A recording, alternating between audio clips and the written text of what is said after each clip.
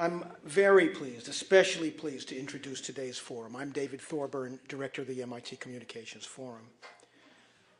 It's unusual for institutions as conscious of their status as MIT to mark the departure of one of their most well-known professors. And most especially when that departure is for a place down the river on Massachusetts Avenue whose name just now escapes me. But this negative tradition has always seemed problematic to me, and especially in the case of Steven Pinker, whose 21 years at MIT are filled with achievements all of us in this community should be proud to acknowledge and happy to celebrate. The Communications Forum, in fact, has been one of the venues in which Steven has been, to which Steven has been generous during his time at MIT. He's made several appearances here, always memorably and helpfully. And in fact, today is partly intended to signal something that I think is important, that even though Steven is going down the street, he's not totally disappearing from our community. He'll be nearby, he'll be around. And I'm very happy to be able to announce that he's agreed to join a new advisory board of the MIT Communications Forum, my strategy for keeping him linked to our community, even though he's ascended into that other radiance. I will leave it to Jay Keyser to do a full introduction of Steven, but I want to mention two things about him that have always mattered to me. The first is what a wonderful jokester, what a witty fellow he is. In one of his, I think it's in The Language Instinct, in one of his wonderful, popular but intellectually rigorous books about language, he takes on the William Safire kind of language expert who sometimes call themselves language experts, or one term that Safire often uses for himself is he calls himself a language maven. And Steven exposing the stupidity of the kinds of silly arguments that they often make about language usage, and especially their often pompous, schoolmarmish attitude toward language. He says he makes particular fun of the idea that Safire calls himself a maven, and in a sentence that's characteristic of the richness and colloquial wit of Steven's prose, he says in the book, "Maven schmaven," he says. And I've always treasured that moment in his writing. And then he goes on to expose the silliness of it. Well, you know that Steven is a scholar, a best-selling author, a public intellectual of great renown. But I want to emphasize what has always been especially important to me as a colleague of his at MIT, what a remarkable and central teacher he's been at MIT over the years. It's not an accident that he was named to a MacVicar Fellowship relatively early in his time at MIT. And everyone who has been in his presence knows that he's a man of incandescent verbal power. I once sent a student of mine who was very impressed by me until he heard Steven to his Introduction to Psychology course, and the man came back to me and said, actually I found it somewhat depressing because I'd been lecturing to him in the Introduction to Film course, and he seemed to like that very much.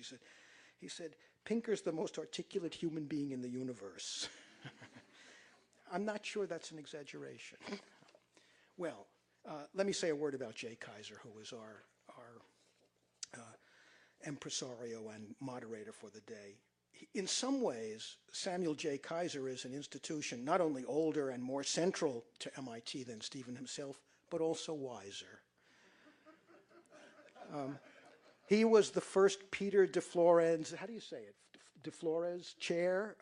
I always think of it as my favorite endowed chair in history. It's the Peter de Florez chair in jokesters, because one of the jobs of the holder of this chair is to make jokes, is to let the institution know about jokes and to publish jokes to the community.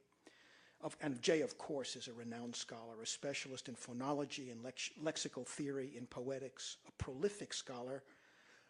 One of his titles, I suppose to linguists it wouldn't seem like an odd title, but it's a title as an outsider that I especially love. It's entitled A Generative Theory of the Syllable. And that's a mark of his sort of scholarly territory. He's a very prolific scholar, of course. He's also a former associate provost, a former head of the fabled linguistics and philosophy department, nurturer of difficult geniuses such as Noam Chomsky, and of benign collegial geniuses such as Steven Pinker. He is also a poet. He's published a wonderful book of poetry called Raising the Dead, and he's the author of recently of a remarkable children's book called The Pond God from Front Street Books. It's a great honor to introduce Professor Jay Kaiser.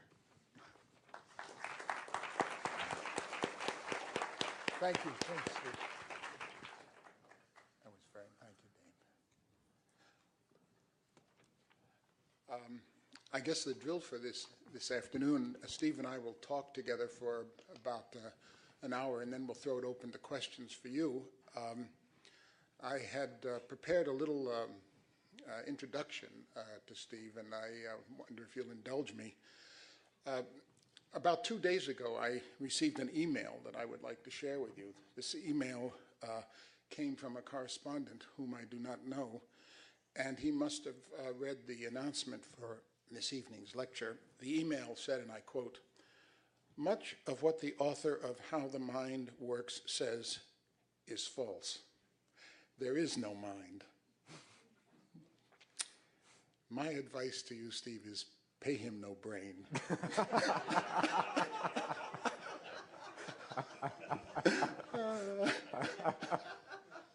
I could see parents all over America saying, "If you don't brain me, I'll spank you." It's not surprising that Steve's work would cause strong feelings. He does not shy away from an argument, as anyone who has read his defense of E.O. Wilson in The Blank Slate will acknowledge. But whatever side of the debate, the nature versus nurture debate, you are on, the fact is that the Blank Slate has raised that issue to the, I think, the public prominence that it deserves. And in the long run, the intensity of the debate will produce more truth than friction. In his book, The Foundation of Language, Ray Jackendorf refers to the current age as the age of cognitive neuroscience, an age whose inception began, I imagine, with the publication of Chomsky's 1957 Syntactic Structures.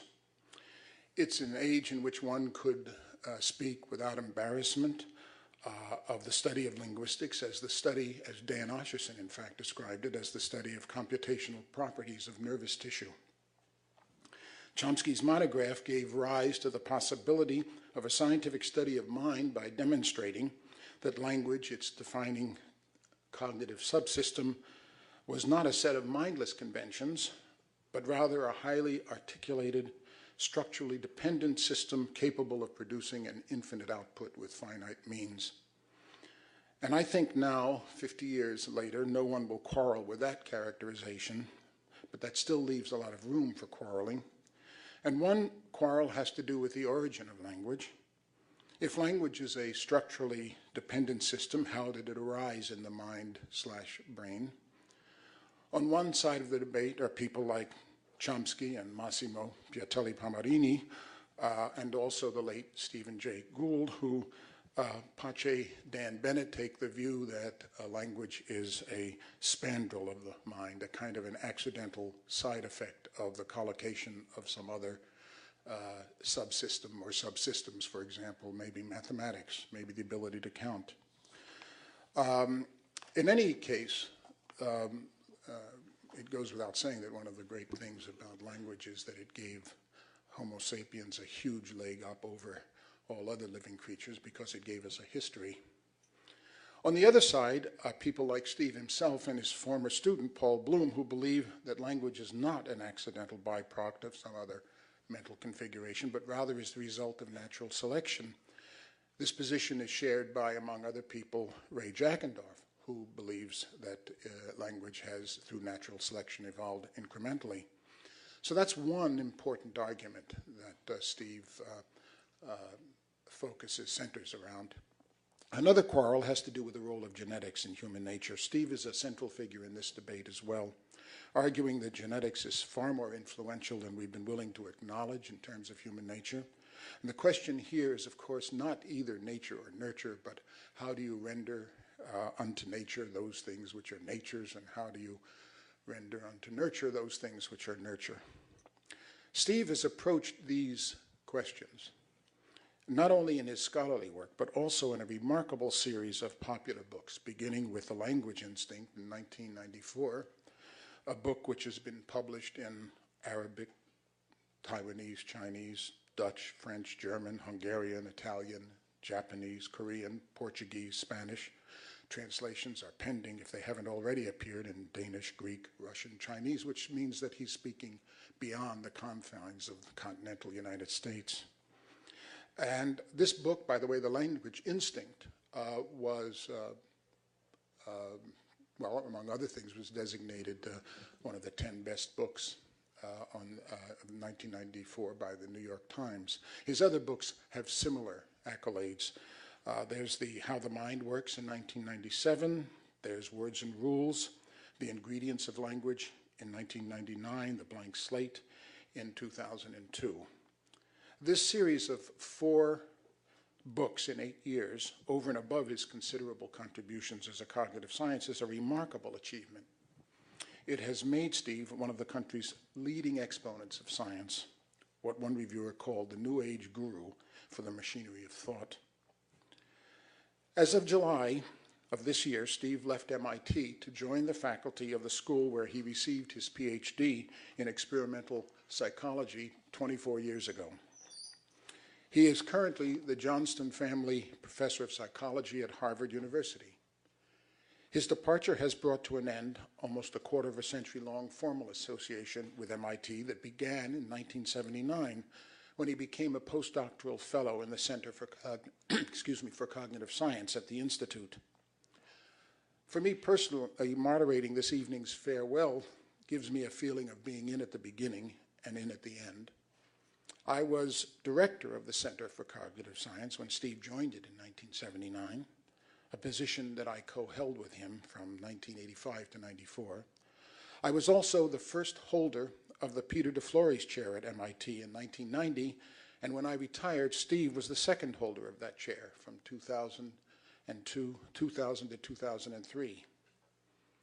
I currently drive a 1998 Jaguar XJ sedan. It is my fervent hope that one day Steve will as well.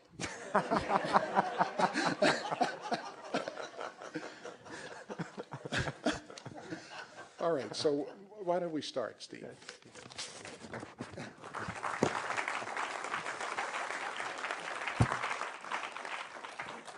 Is the lavalier mic on? Can everybody hear? Can you hear? Okay, good. Why don't we start with the center, since that's where you and I started. What are your recollections of the center? Well, it was the center that brought me over to MIT for the first time. Can you hear me? Yeah, I was a graduate student at Harvard, so this really is a homecoming for me going back there. And I had applied for a postdoc for the Center for Cognitive Science, which I think had just begun maybe a year before. And I remember going over to your office after I'd received a letter inviting me to go to see what it was like. And you and I had a very pleasant conversation. And then Morris Halley came in, Institute Professor Emeritus. Morris That was Halley. the end of the pleasantness. And Morris came in and he said, Morris, you and I had met like 15 minutes before, and he said, Morris, I'd like you to meet Steven Pinker. A nice boy. And I thought, I like this place. The center was in the late lamented Building 20, now the graveyard on whose site the spectacular Stata Center is being built. One of probably my favorite academic building that I've ever been in, as it was for many people who were there. You could open the windows and get fresh air. Right. You needed to string a wire, you just put the drill through the wall. Right. If you needed to install something, you just did it. No one really cared. Right. And it had a peculiar geometry that meant you kept bumping into people. And rather than a lot of academic buildings which go straight up and have a lot of little floors stacked on top of each other, it's sprawled in this comb shape. And to get from your office to the men's room or the lab, or you would have to bump into people. And it was tremendously social. I remember when the center was formed, we had a working group which consisted of faculty from EECS and also from linguistics and psychology. Sue Carey, I remember, was on it. John Allen was on it. Ken Stevens, Morris, Noam. And I remember at the beginning we had received a grant from a SDC, I think it was. The Sloan Foundation to begin with. The Sloan Foundation, that's right. And then we got this, that's right, the Sloan Foundation. And I remember that what the working group had decided was not to use the money for faculty summer salaries. The idea was to bring in people like you. And so for the 9 years that the center lived, we were able to make the money go a very long way because we only used it for postdocs. And it was, that was the, I think, the wisdom of the working group. I guess you were among the first that we had brought in. It's funny, the one thing that I remember about the center that is important to me, it wouldn't be perhaps important to anybody else, but what was important to me was that how the center ended. Because one of the things that I find at MIT is that MIT knows how to start things, but it doesn't know how to stop them. And I mean, when things stop, there's always a huge fuss. So for example, when ABS stopped, you remember Applied Biological Sciences, there was a huge furor. Yeah, the department used to be called Food and Nutrition Sciences. The students called it the Department of Fruits and Nuts. Right. But the center ended without a fuss.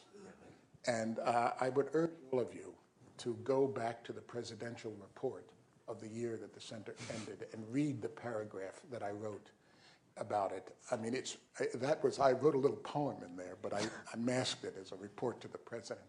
But it announced the ending of the center. There was one project in the center that was very dear to my heart, and I think you worked with it as well. That was the Lexicon Project. What did you do with the Lexicon Project? Oh, that was the Lexicon Project, which you and the late Ken Hale directed. Right. And Beth Levine was, I think, the most active researcher. She was a postdoc from computer science, I believe, originally. Yes. EECS. She wasn't even a linguist. Right. But it came at a time when I was, this was one of the center's projects, and that was funded by the Systems Development Foundation.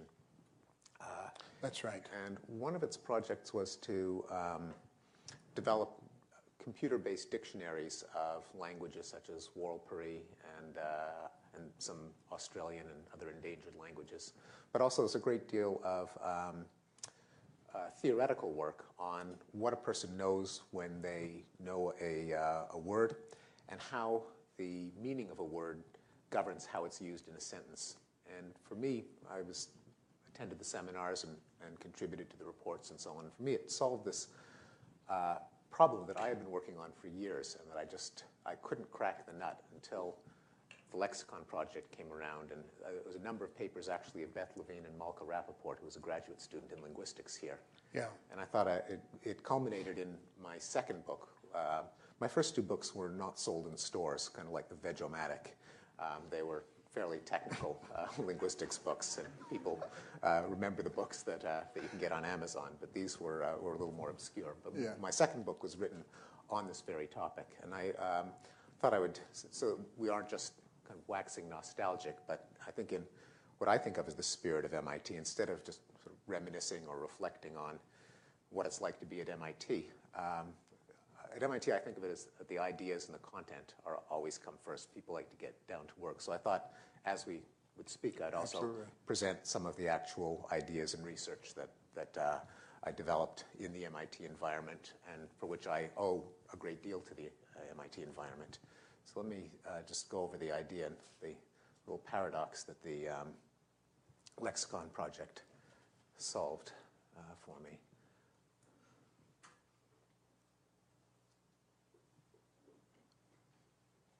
If I can find it.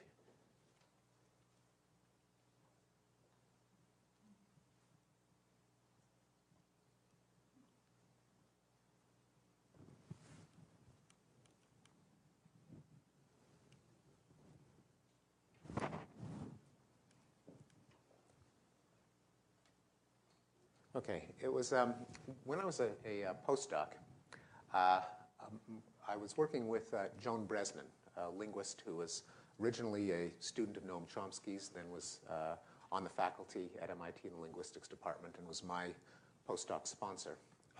And one of my fellow postdocs was Jane Grimshaw. Alan Prince was another one. It was quite an extraordinary group.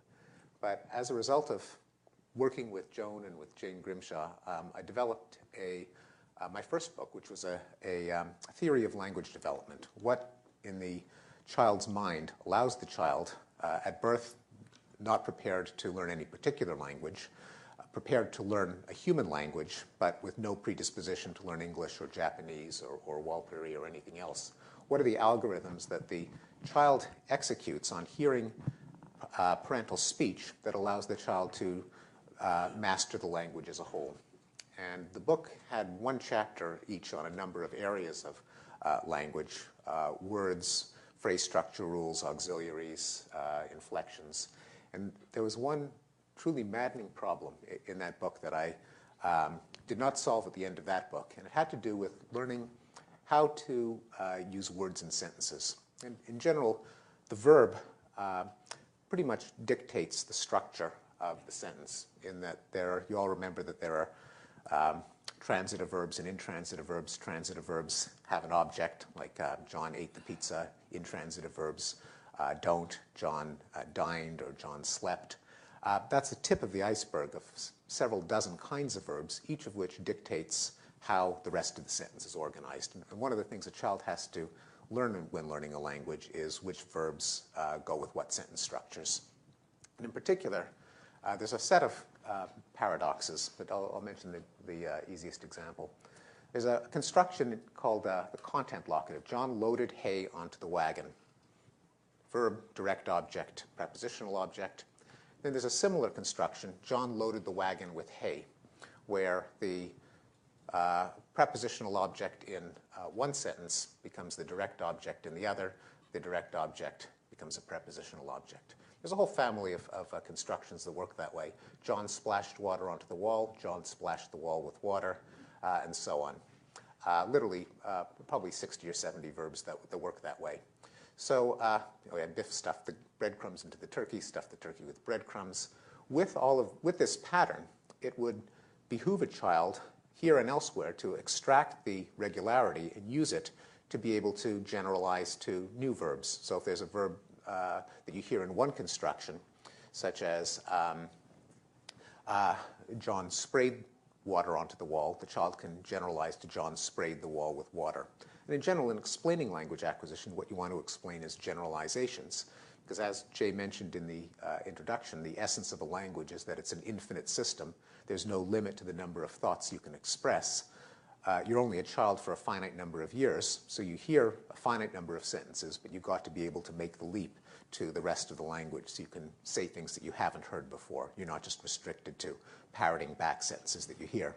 So this would seem to be a prime opportunity for the child to extract a rule, to be able to generalize, such as if you've got a verb that appears in the construction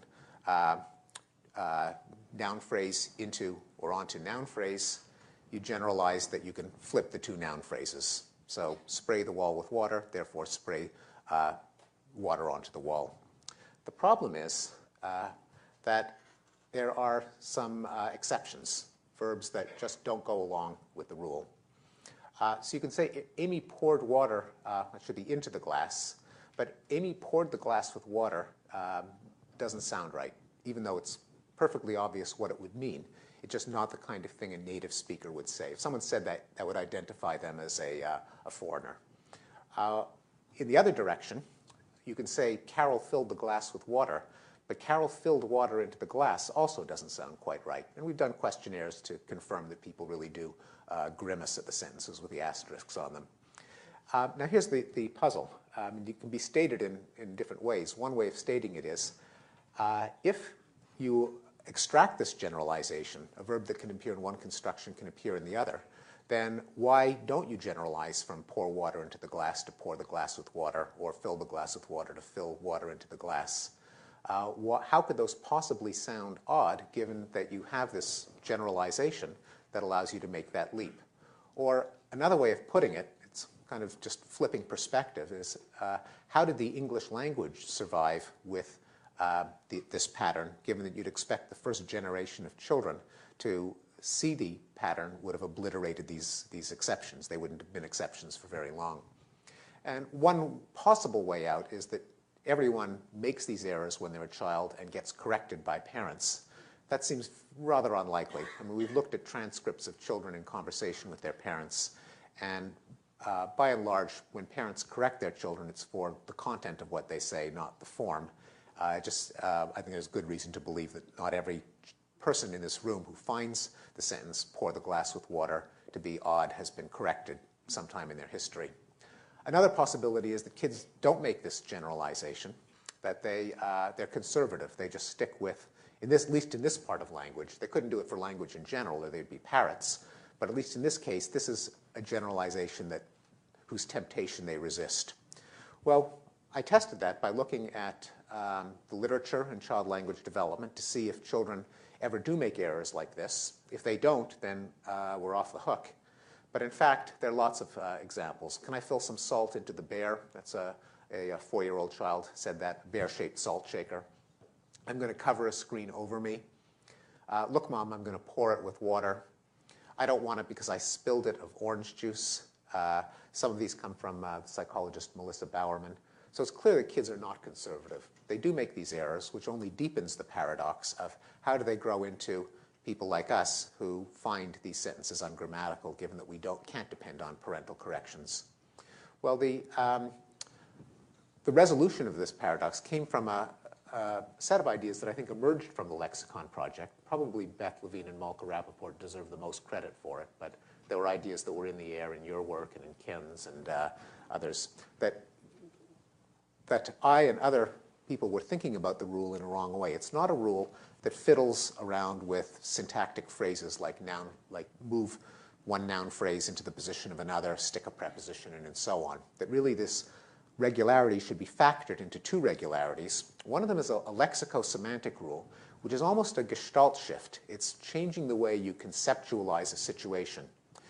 From cause X to go to Y, one conception, to cause Y to change state by means of causing X to go to Y. So when you load hay onto the wagon, what are you affecting? Well, there's no single answer to it. It depends on how you construe the situation. You could be doing something to hay, namely causing it to go somewhere. You could be doing something to a wagon, namely causing it to go from empty to full. And language captures those alternative construals of the same event, the fact that the human mind is flexible enough to just mentally describe the same event in alternative ways, and that the switch between these two grammatical constructions is actually an externalization of the gestalt shift in how you construe the situation. Then the second rule says map the affected entity onto the grammatical position of direct object. So in one case, load hay onto the wagon, you're doing something to the hay. Hay is the direct object. The other case, load the wagon with hay, you're doing something to the wagon, namely changing its state, and hay is the direct object. And there's a lot of reasons to believe that this is the right analysis. I'll just mention one of them. Linguists sometimes call the holism effect. That if you say Mary loaded hay onto the wagon, that would accurately describe a situation in which Mary just threw a couple of shovels full and then stopped. But if you say Mary loaded the wagon with hay, it implies that the wagon is full. And so it's holistically affected, which is what you'd expect if you were changing your construal of the event from moving stuff somewhere to changing the state of a container. Now, once you have that alternative, then you can start to figure out why some verbs seem to go into the alternation, but others don't. That change of state is going to, putting anything anywhere could be construed as changing the state of the location. So if I put this bottle on the table, well, you could do mental gymnastics and say, well, the table has now changed state. And so formerly it had a bottle in one place, now it had a bottle in another place. But in reality, there's some situations that are easy to undergo this gestalt shift than others. And because not much happens to the table when you move the bottle from one place to the other. It's more of a cognitive leap to construe the table as changing state, and you therefore don't say, I put the table with the bottle.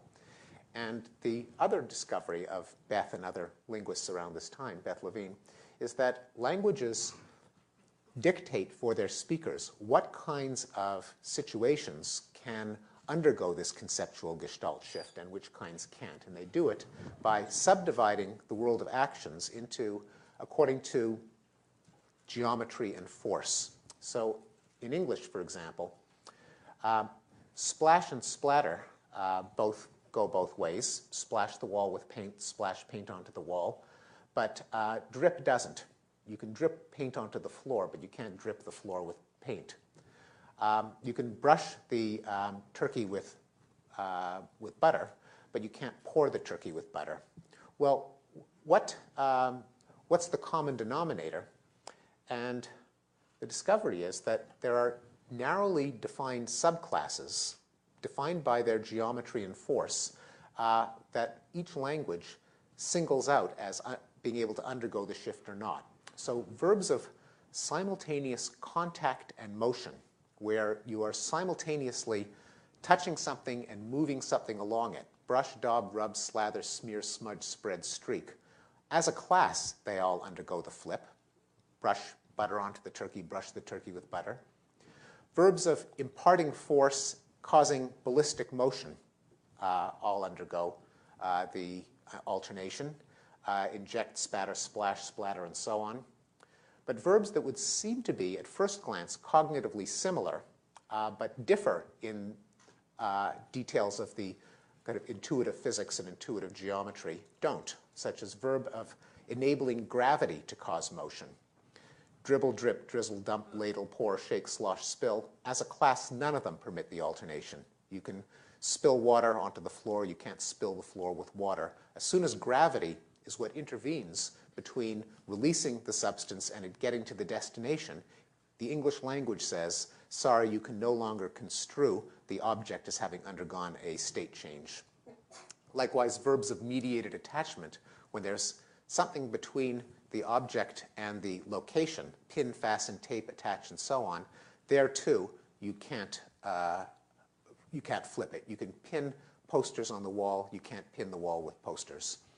So what this says is that we underestimated the degree to which typical speakers decompose an event cognitively into the sequence of physical events that underlie the meaning of a word. That when you learn a language, you must subdivide your verb classes very, very finely according to this intuitive physics, and that the grammar actually cares about the intuitive physics in making these very fine distinctions.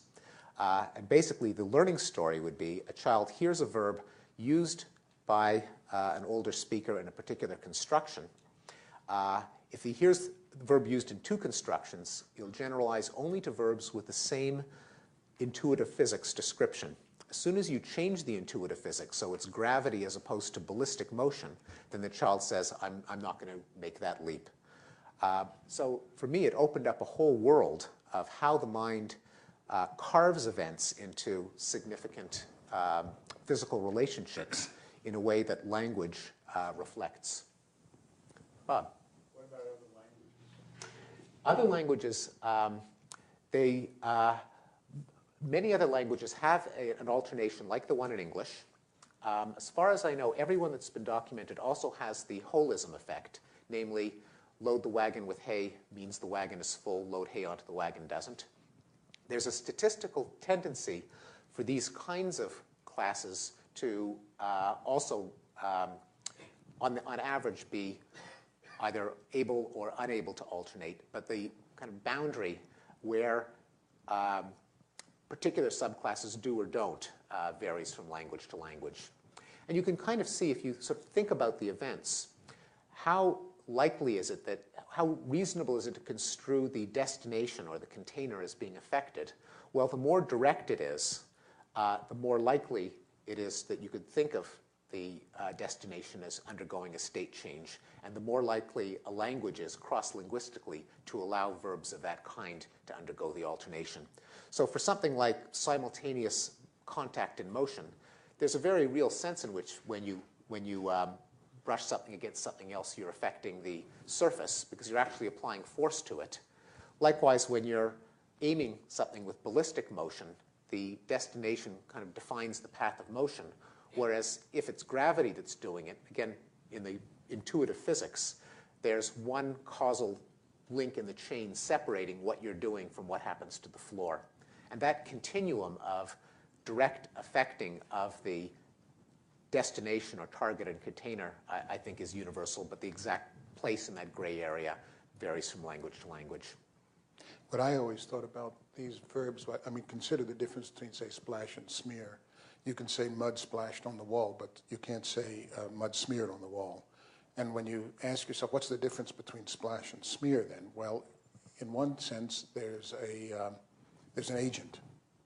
And the agent is, in fact, involved in a notion of some sort of manner of putting it. I mean, you know, you have to smear. I mean, smear is a certain kind of manner. So when Ken and I talked about these verbs in this prolegomena to a theory of language, argument structure, we assumed that there was a correlation with the agent in something like this. But I think that's a kind of a detailed comment. I'd like to ask you sort of a general comment. I know that Jackendorf thinks this is really, he was very much convinced by this in his book, Foundation of Language. He thought that the work that you've done here was really very convincing, that in fact what children are doing is that they are extracting some sort of semantic character, and that's how they fit it. The problem has always been for me as a kind of a dyed-in-the-wool linguist is I hate lists. And I wondered what your reaction to that is, because I mean, there's obviously something to this way of looking at things. I mean, just to make it clearer for the audience, consider a difference between something like cut and hit. You can say, John cut the bread, and you can say this bread cuts easily. Now, what that correlates with is with this notion of effectiveness. When you cut the bread, you've affected it. So, for example, you've affected a break in the material integrity of the bread. But notice, you can say John hit the wall, but you can't say the wall hits easily. Yeah. So clearly, there must be some assumption that we have that hitting something doesn't affect it, but rather it affects us. Okay, so let's suppose, yeah. Yeah. From the audience should not speak without getting microphones. There are people who will hand them mics because the MIT World can't record their voices otherwise. So okay, here's a technical point. You in the audience may not speak. Without a microphone. Unless you're spoken to by a guy with a microphone. So if you want to talk, just raise your hand and we'll have a mic come around. Where are the microphone people? There's one on either side. One on either side, great. So just raise your hands. There's a guy. Okay, so while a microphone, come down to the man who's raising his hand, and while he's doing that, could you react to that? I mean, how do you feel about, I mean, if you end up with a list like that, it's not sort of interesting. No, that's right. And in fact, the lists are kind of the data. And I don't think, it's precisely because you generalize to any item on the list that the child couldn't have learned it as a list. And what I tried to do in a long and extremely tedious and boring section of this book is to lay out what I thought were the mental representations that underlay each list. So it's not that you learn that list. Which book do you mean? Learnability and Cognition. Learnability, right. That rather there is a particular configuration of concepts of contact, motion, effect, manner, path, coarse geometry of an object, such as whether it's extended in 1, 2, or 3 dimensions, that with these primitives, you can characterize each one of these classes, and that's what the child learns. The list is an epiphenomenon of that conceptual structure, and the conceptual structure is what delineates that particular class of events. Right. And since then, for me, this was just a revelation of this huge world of conceptual structure that could be revealed through a seemingly silly little phenomenon of grammar. I hope the next book that I write in 3 years is going to use language as a window onto the mind and try to lay out what are the conceptual primitives and ways of combining them. And it's a field that since the Lexicon Project has been studied in a number of very interesting ways by new investigators, and my former colleague Lara Boroditsky of BCS is here, and she's done a number of very interesting studies showing how the conceptualization of an event in terms of space and time can be affected by the way that a language expresses it. Yeah, you have a question, and then give up the mic, and this young lady will. Yeah, go ahead. So I was wondering if you could do the following. I'm fascinated by this idea of an intuitive physics. Could you say, think of a verb as an operator, and the objects you're operating on is, say, a puck moving along the number line. So we can make an operator that smears the puck along the number line, like it's a raising operator. It just adds one and it moves you along, versus an operator which, you know, hits you along the number line by adding 10. It makes you leap across the number line. Like, could you, and then you could combine, so you can name each of those and make sentences out of them. If you made it 5 instead of 10, at what point do people start, like, can you smear between these kinds of classes of verbs precise and make this intuitive physics precise?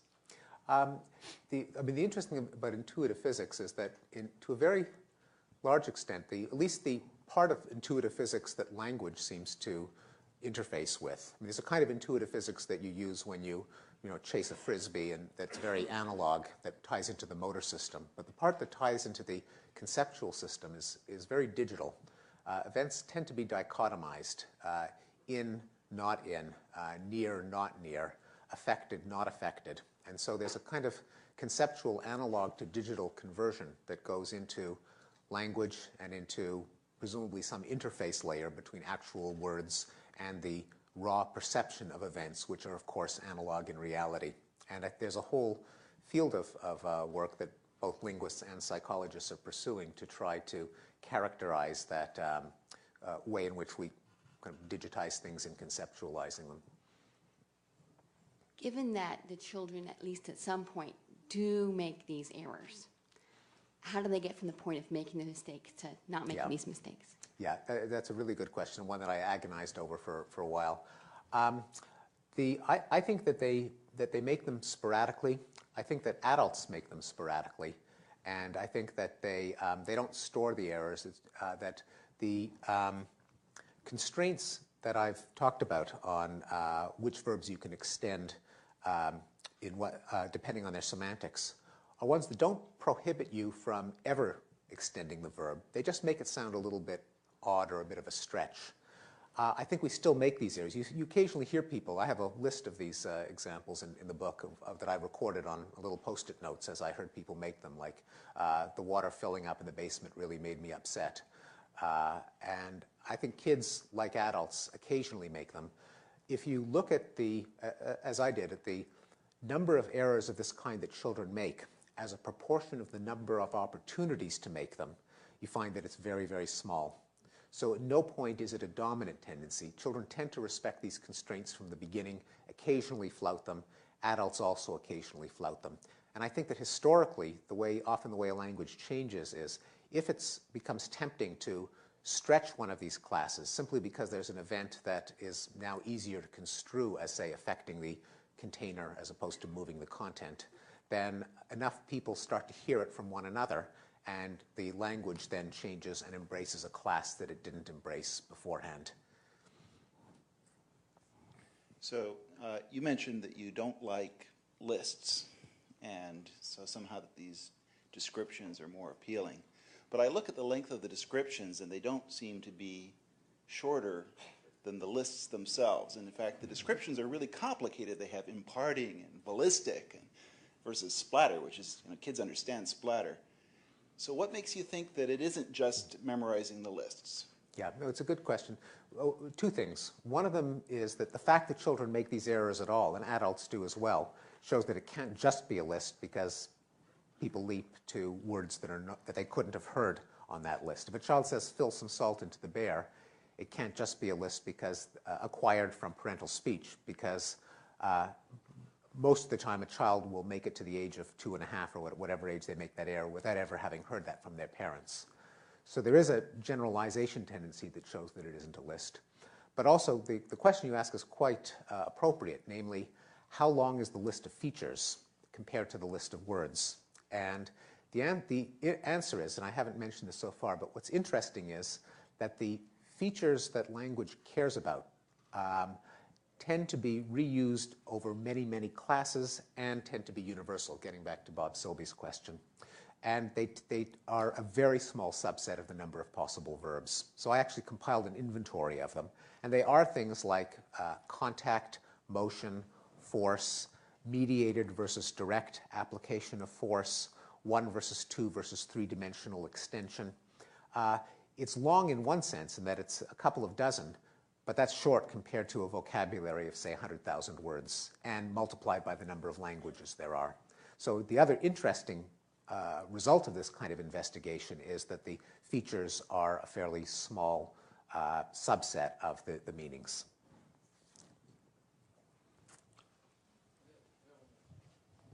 Why do you suppose natural selection would have resulted in this kind of distinction? Well, one thing that's special about humans compared to other animals is that we acquire a lot of know-how. We figure out how the world works so that we can manipulate it to our advantage. We build tools, we develop recipes, we have intuitive theories, and so we can outsmart other animals. We can build traps and snares, and we can detoxify poisonous plants. But not, even though we can do it, most people are not enough of a genius to invent all these techniques like Robinson Crusoe on an island.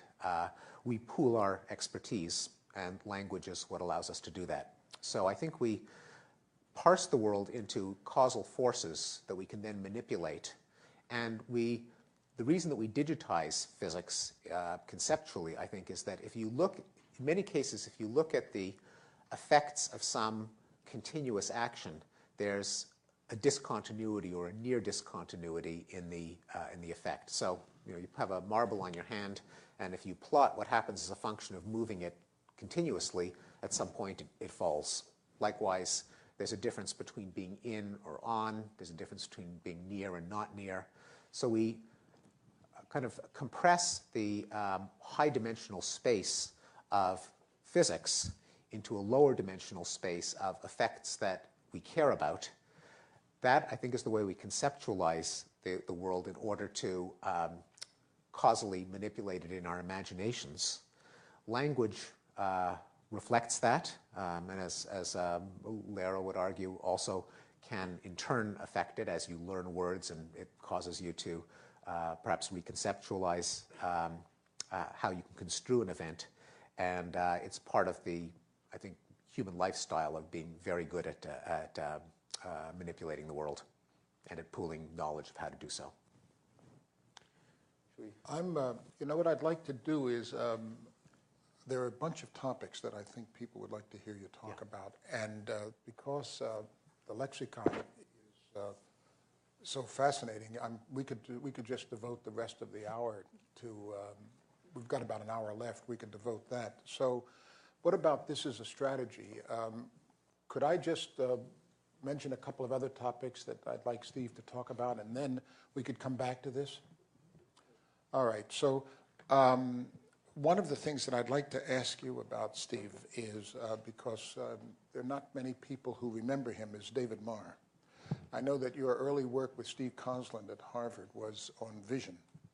And in fact, I think when you and I first talked, at the center, it was about your work on vision. Could you say a little bit about David Marr and his influence? Yeah. I've been, I guess, fortunate in my professional career to have kind of rubbed shoulders with a number of real, I guess, genius is really the only word, true visionaries in the study of mind. I was very lucky as an undergraduate at McGill to be there while D.O. Hebb was an emeritus professor, but was still hanging around, and he gave a couple of guest lectures. Hebb was not only probably the first neural network modeler. Neural network modelers and connectionists still talk about the Hebb rule of how learning and experience are stored in neural networks. But it was also a great kind of generalist, and there was no aspect of psychology that Hebb didn't find interesting. He actually wrote an introductory textbook, very eccentric textbook, which I still consult today. Then when I was a graduate student at Harvard, B.F. Skinner was emeritus. And although I can't say that my own ideas were influenced directly by Skinner, he was certainly a stimulating and also big thinker. And I was fortunate to hear guest lectures by Skinner. During my time at MIT, I guess there were three great visionaries that were among my colleagues at the Institute. There was me. And, that's right. four. Four.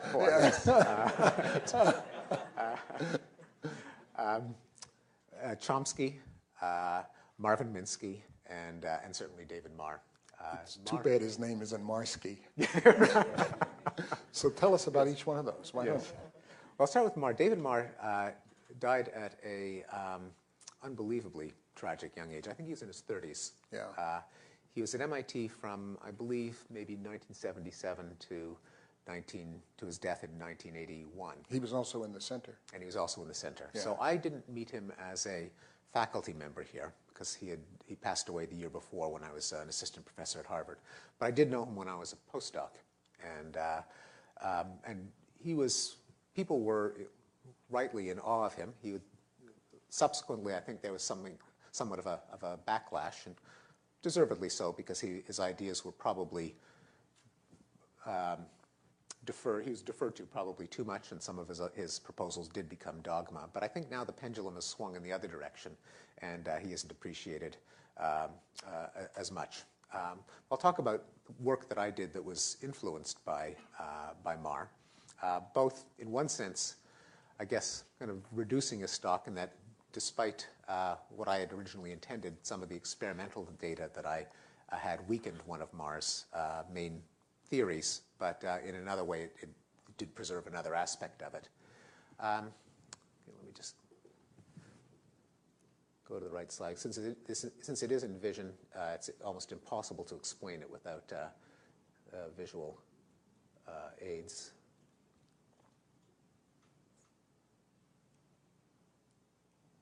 Well, those of you who've taken my classes know that I believe that Jerry Bruner had this famous quote in Bartlett's Quotations, that any subject can be taught in an intellectually honest manner to someone of any age. And my philosophy is any subject matter can be taught with the aid of either a Woody Allen joke or a lyric from a rock song or a comic strip. So I have a comic strip on one of the main problems that David Marr addressed himself to, and that is shape recognition.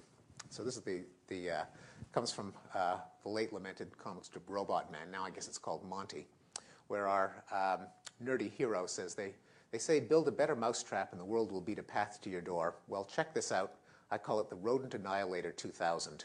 It has a computerized mouse recognition system and a laser-guided mouse-destroying missile launcher.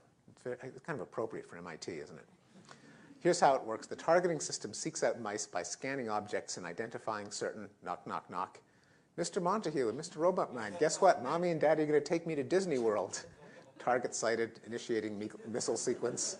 Good Lord, Sally, give me that hat and go, go. In the final strip, we have Monty in the hospital. Initially, we feared the heat had permanently fused it to his head, but we now have a specialist from Zurich who thinks he can remove it.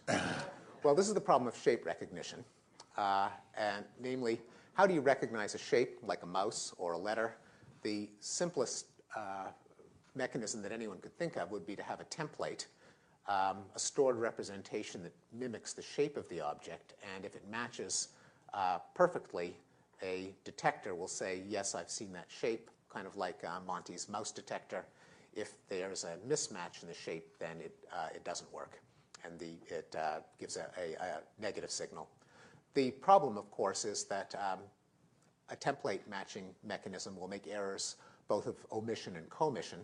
A P detector would give a false alarm to an R, but it would fail to recognize a shape if it was shifted over a bit, rotated in depth, of the wrong size, too small, too large, or with other variations. And as you can see with all of these A's, any of which a human can recognize instantly, there's no way that a template matching system could detect all of them. And some of you who are familiar with some of the spam defeating technologies know that now when you sign up for a free email account on, I think it's Yahoo or one of the service providers, the way they can tell whether it's a human requesting the account or an algorithm that's just slurping up email addresses is that they'll present a distorted word, and you have to type in the characters of the word. If the user at the other end can do it, that proves that he's a human being and not a spam email address slurper. But how does the human do it? Mars Insight, one of the things that I think he's most famous for is that here's a technique that could work. You first decompose an object into shape primitives, which Marr thought the most useful ones would be basically shapes that could be described by an axis and by a changing cross-section along that axis, what he called generalized cones. And that the shape would be described mentally by specifying the configuration of these generalized cones on a coordinate system centered on the object itself. So you describe the hand with respect to the arm with respect to the torso with respect to the body.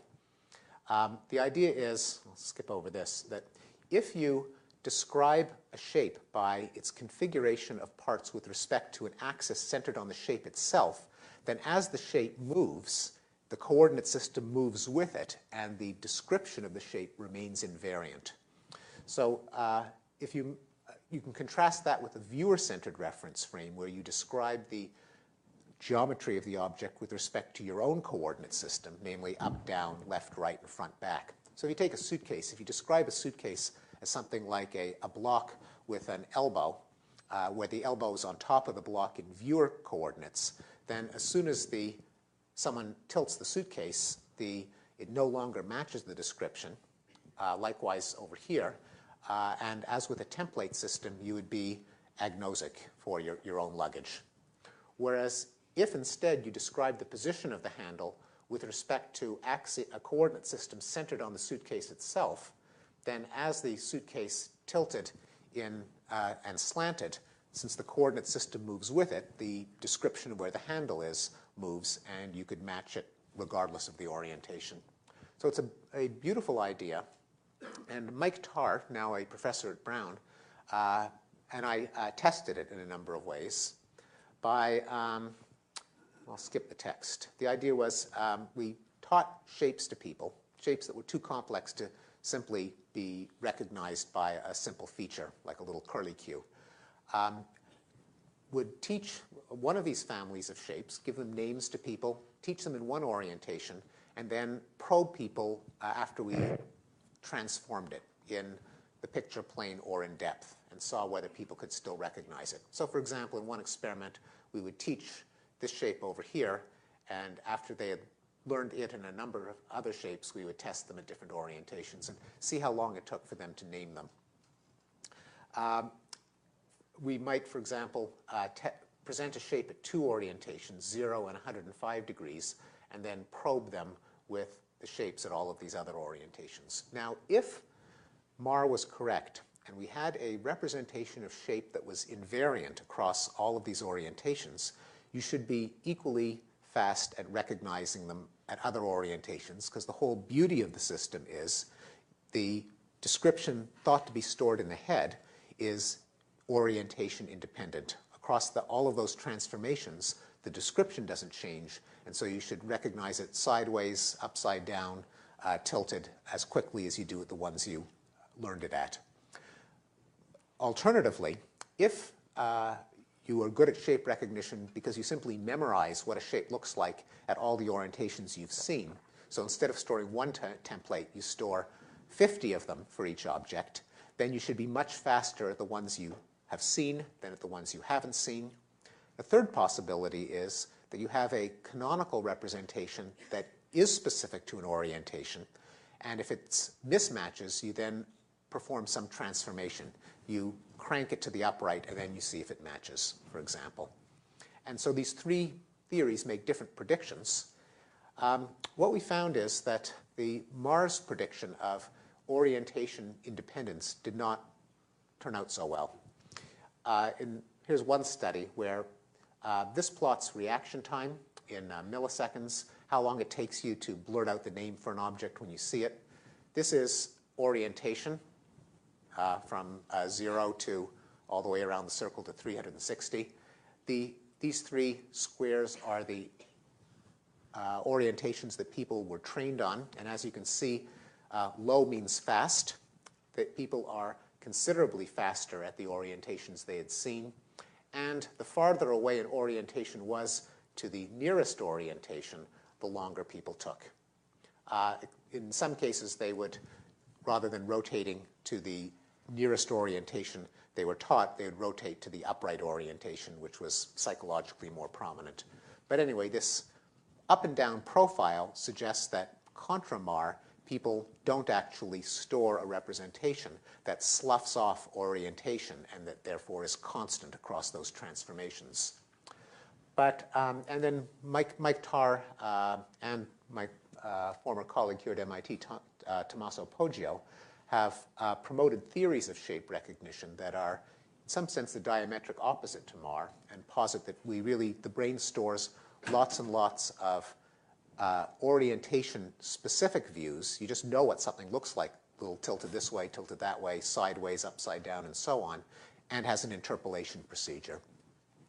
So that's kind of the way the field has moved. But I also think that Mar actually got a little bit more of it right than most of us now are giving him credit for, even with these results. So I'm going to just show you one other result that shows that Mar was partly right. That is, we had in our own data kind of a puzzling thing. This is another graph showing that the farther the shape is from where the subjects had originally seen it, the longer they take, which is what you'd expect if they transformed it or had some interpolation procedure. But we didn't find that when we gave people symmetrical shapes.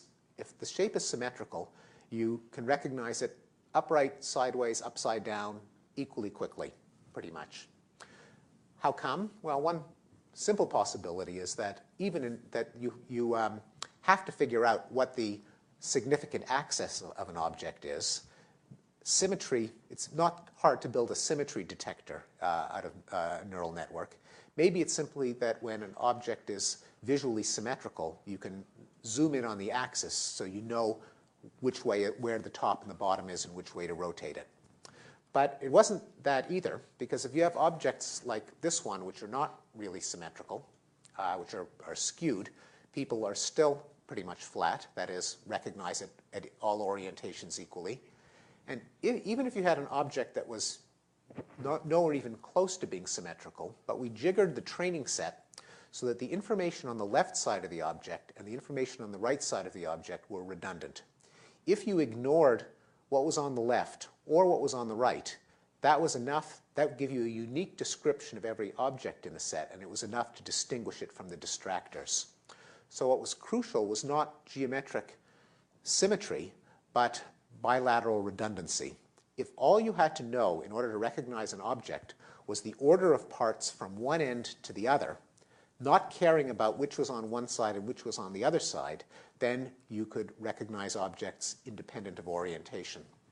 And so the conclusion is that Mar was half right, that we do have an object-centered coordinate system that can be mapped directly on an object regardless of its orientation and onto which a description of parts can be aligned. The only thing is we can only do it for one dimension at a time. If all you have to do is remember what the order is of parts from bottom to top or top to bottom, and that's enough to distinguish a shape from similar shapes, then orientation doesn't matter.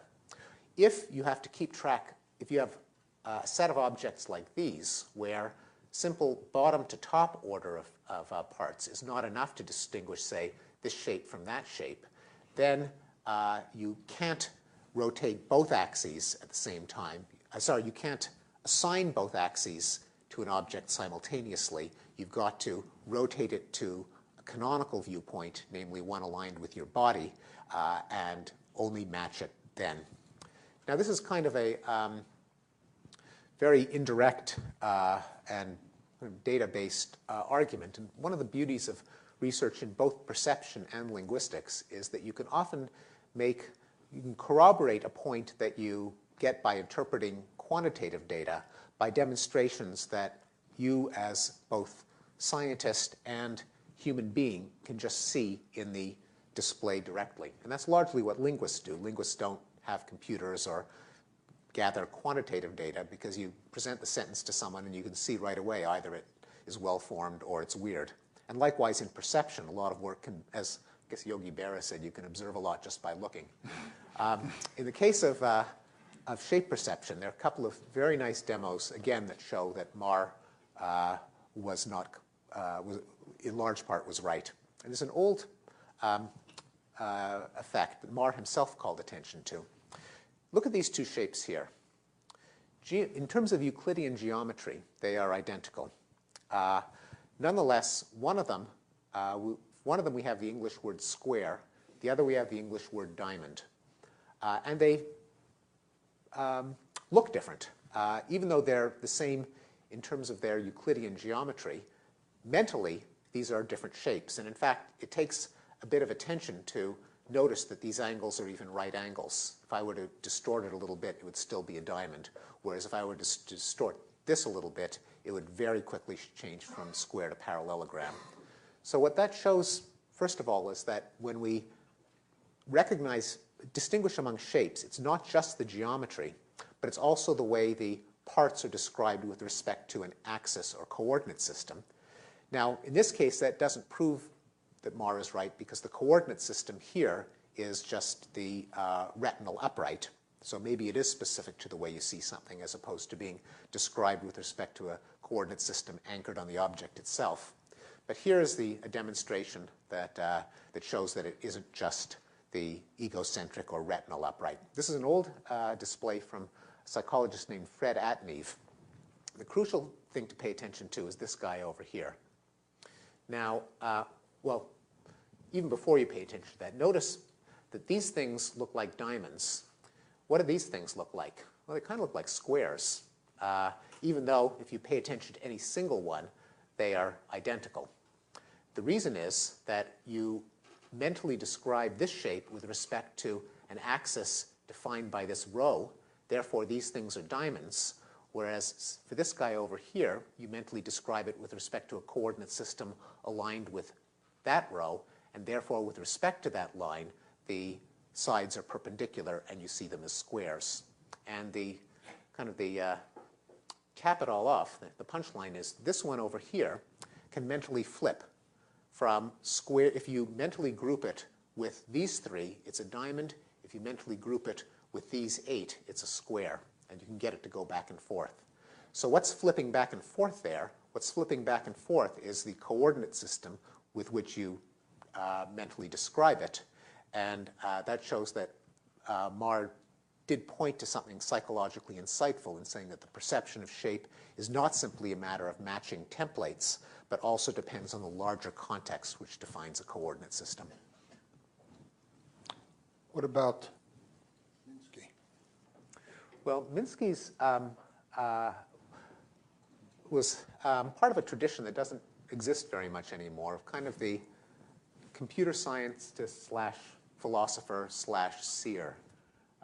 Kind of a job description that Minsky pioneered, and there were a number of other people in the 70s like that, and Marvin is one of the last. But Marvin, I think, was responsible for, together with Herbert Simon and Alan Newell in the 1950s, of, I think, demystifying intelligence, which until then was this mysterious power that was completely inscrutable, could only be explained, either explained as some gift of God, or had to be written out entirely because it was inexplicable. And that's, of course, what Skinner did. He denied that mental states were scientifically tractable. Since no one could figure out where intelligence, thoughts, memories, images came from, a science of mind, according to Skinner, should just do without them. What Marvin argued, together with Newell and Simon and others, is that you can make sense of thinking as a kind of computation. not necessarily the kind of computation that your computer does, your PC, perhaps a kind of analog and parallel computation, but that this takes a realm that formerly we just could not even connect to the physical realm, and you could then assimilate it to science. So that was the big idea for which Marvin and these other two deserve credit. And of course, Marvin also had many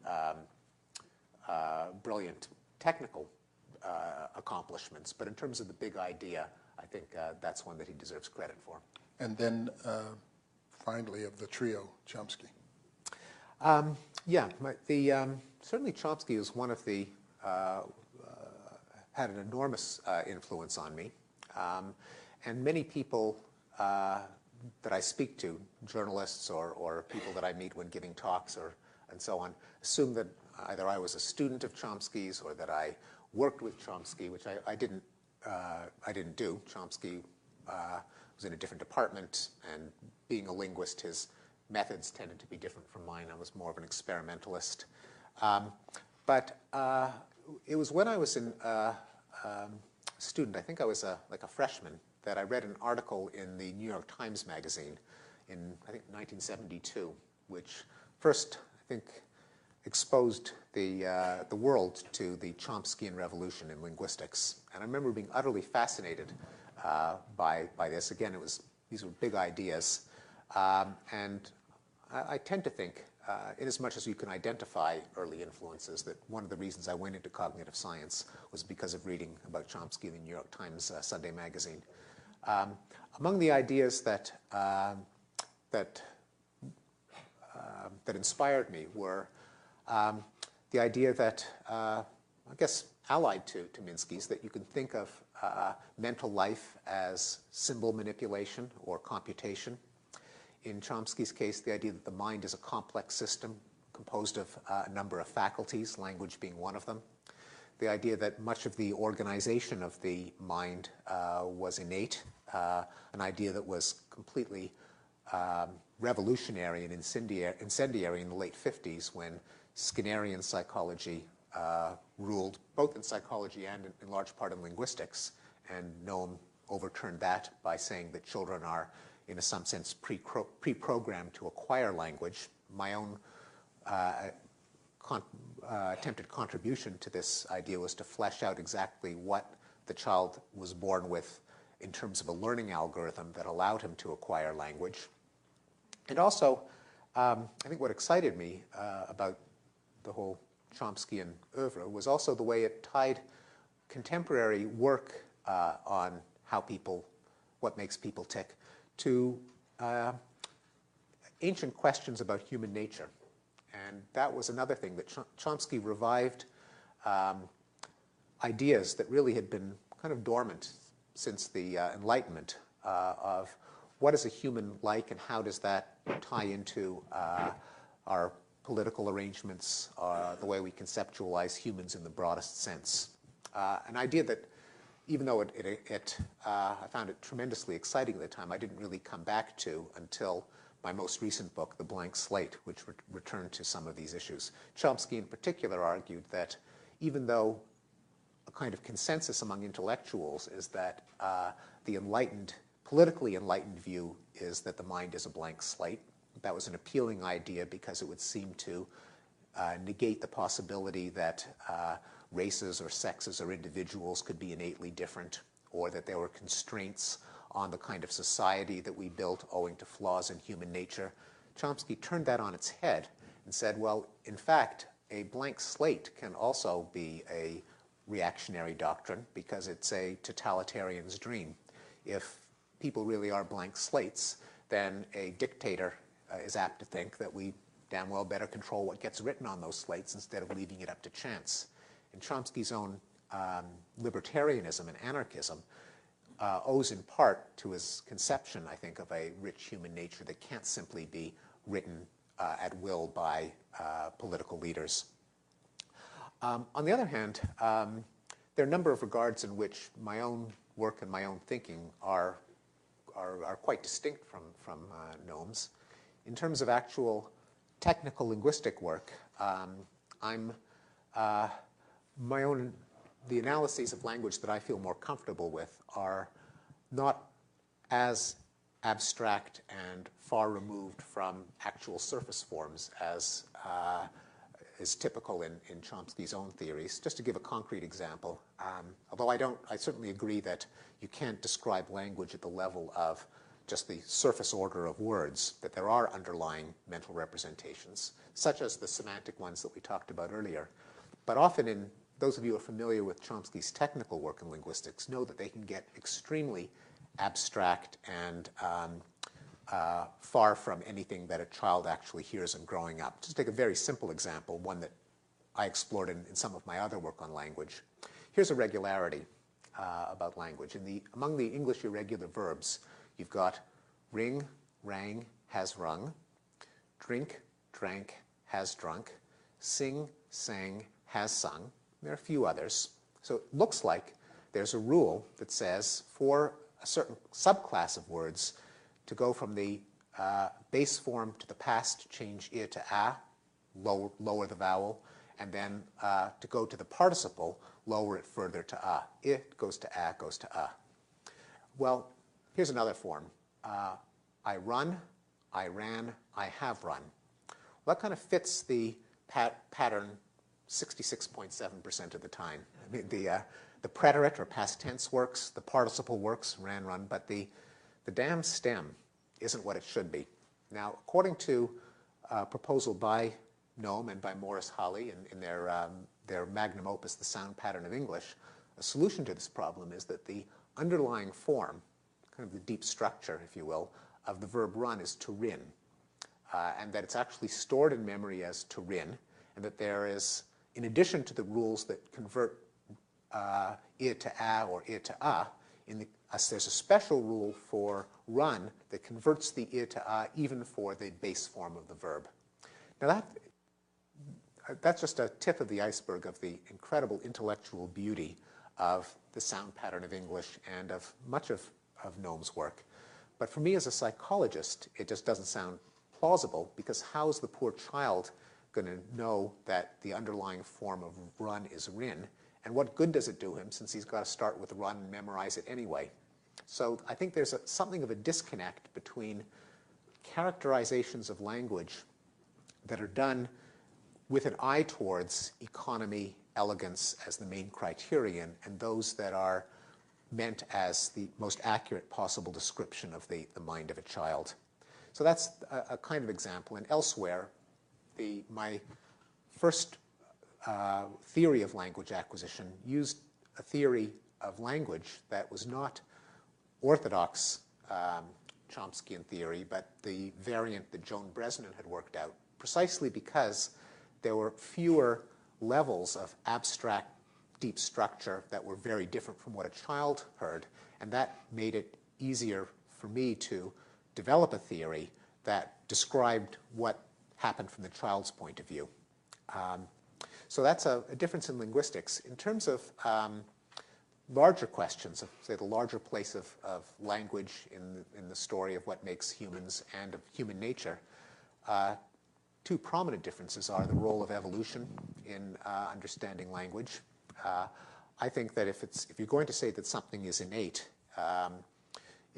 it's a kind of responsibility to then explain, how do we get it? How did I get here? And in the case of innate structures, especially ones that are said to be highly complex, natural selection is the only process that we know of in science that can result in the evolution of complex, adaptively complex innate structures, and it seems hard to deny that language is adaptive for a species like ours that lives by its wits and that exchanges know-how and that cooperates and so on. And so therefore, a complete story of language wouldn't stop with it being innate, but would then ask, what role did it play in human evolution? What were the selective advantages of having complex grammar as opposed to not having it? Chomsky definitely does not see it that way.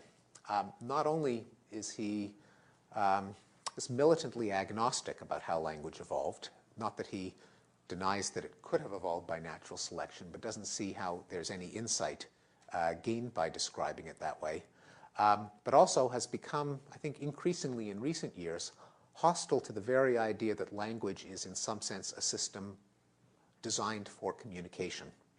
That, in fact, language is, Chomsky has quotes that says... Who left? You think I'm... Out.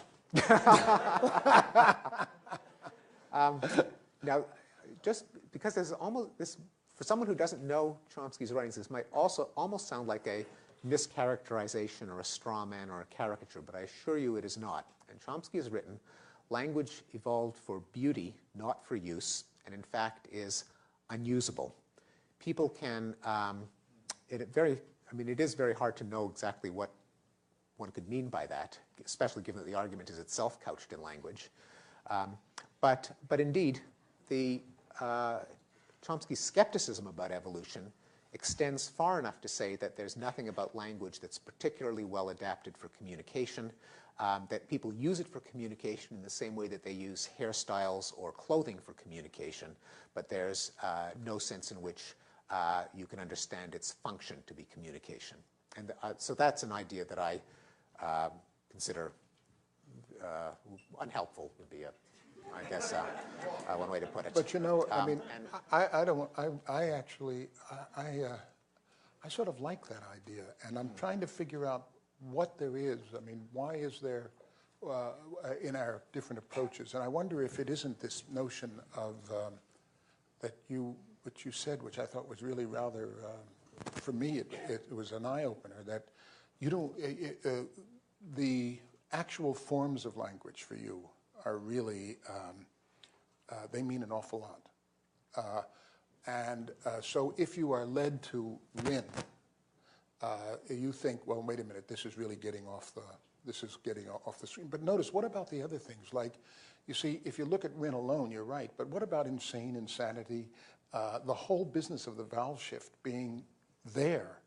I mean, that can't be an accident, you know. So so my feeling is, if you're going to have the vowel shift in the language, the great vowel shift is a major phonological change that took place in English around 1400. Actually, it took place between 1400 and 1700. The first change in the great vowel shift was at 1400. It's why Chaucer is different from Alfred, for example. And then the next one, the next one was with Shakespeare, and why, and then the final stage of the great vowel shift took place in, I think, the early 18th century.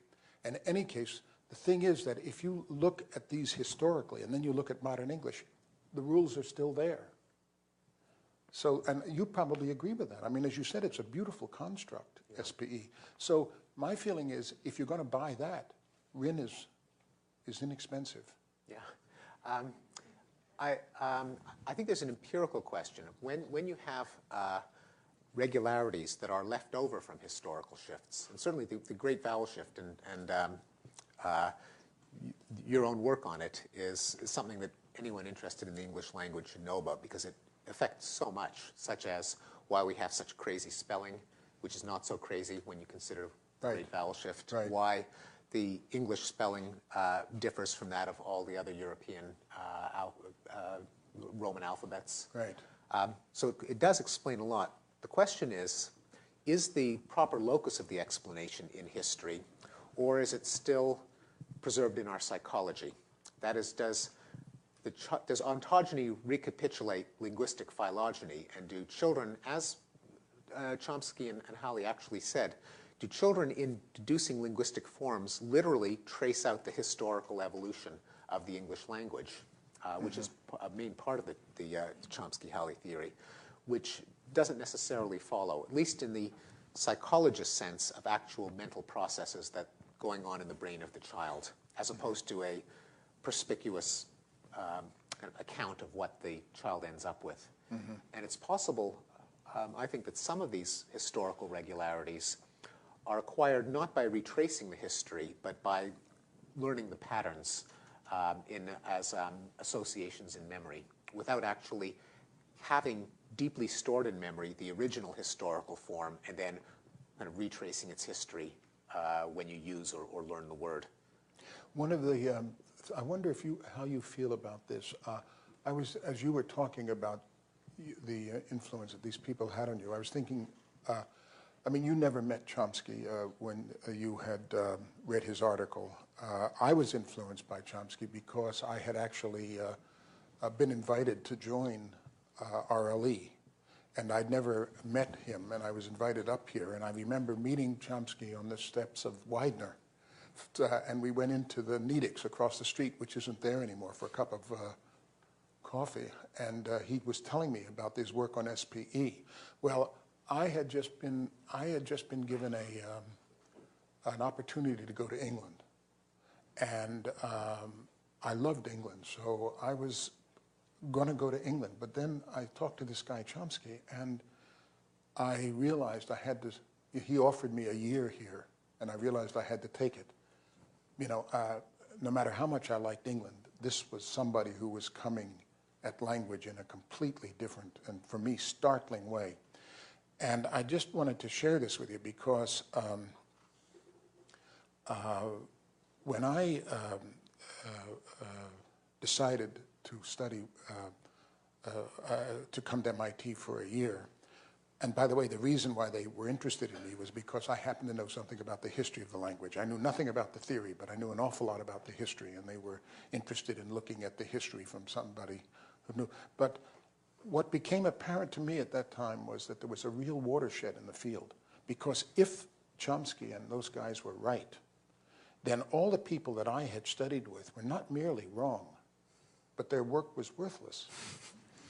Now that's a that's a terrible thing to happen, and that was the strength, that was the engine that ran the so-called linguistic wars. Yeah.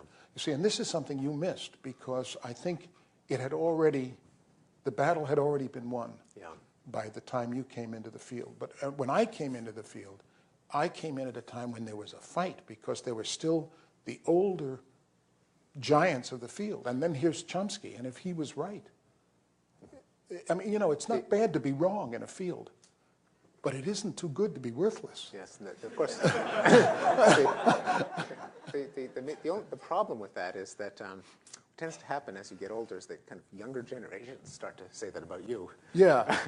Well, I remember really what Noam said. I said, Noam, I remember I was once walking down the street, Vassar Street with him. I never forgot this. And I said, Noam, who's going to win this battle? And he said he thought that the issue was all over. And I said, why?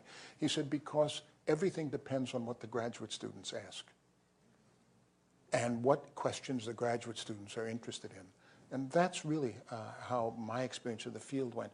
But there was something I wanted to say to you, and that is that what I shared with you was this incredible, eye-opening revelation that language was a symbol manipulating system.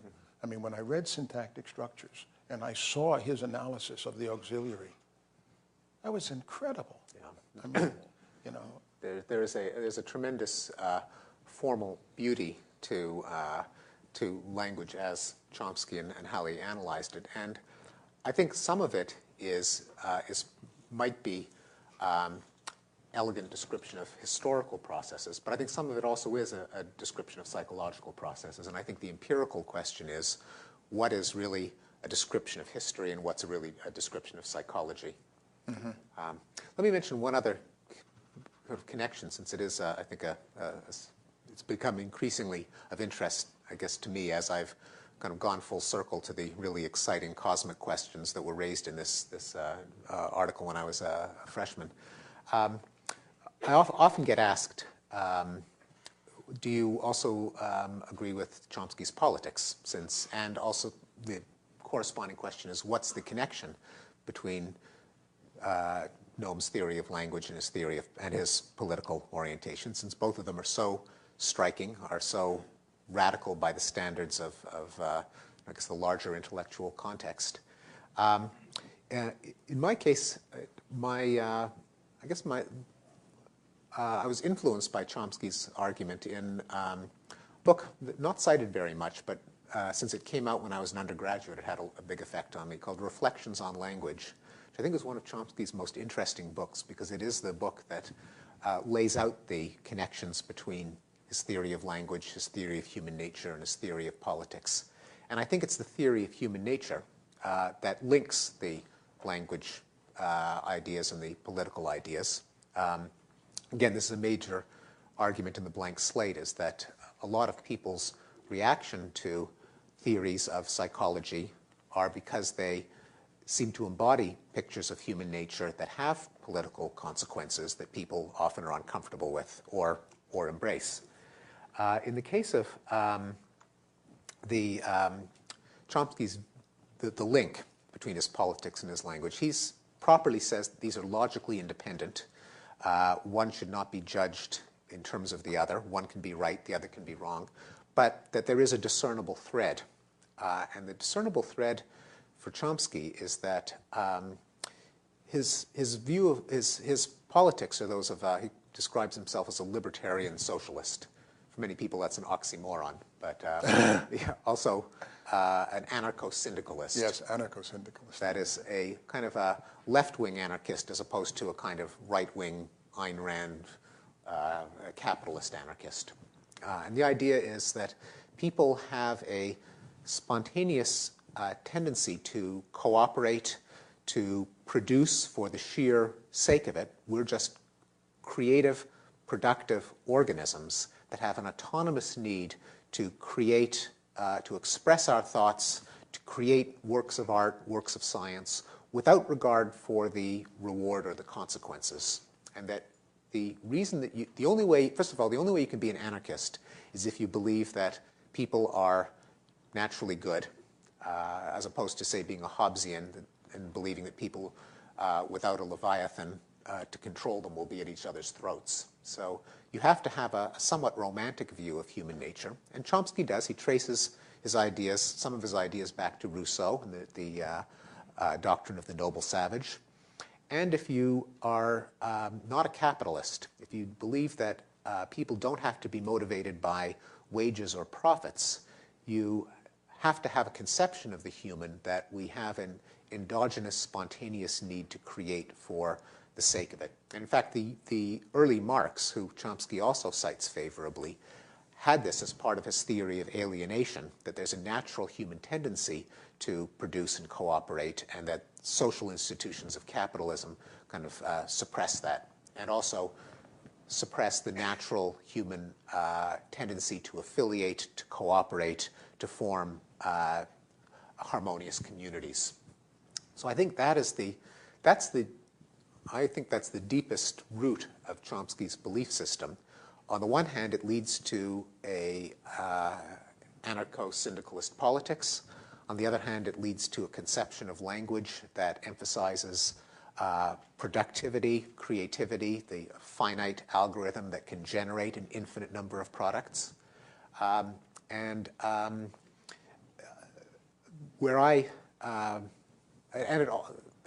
third thing is it also leads to a view of the evolution of language that would de-emphasize the utility of language as a system of communication, but rather say that language is not for communication, communication being something where you expect some effect and you do it in order to get some effect on your back from the person with whom you've shared information, but rather it's just an endogenous system for externalizing or expressing thought.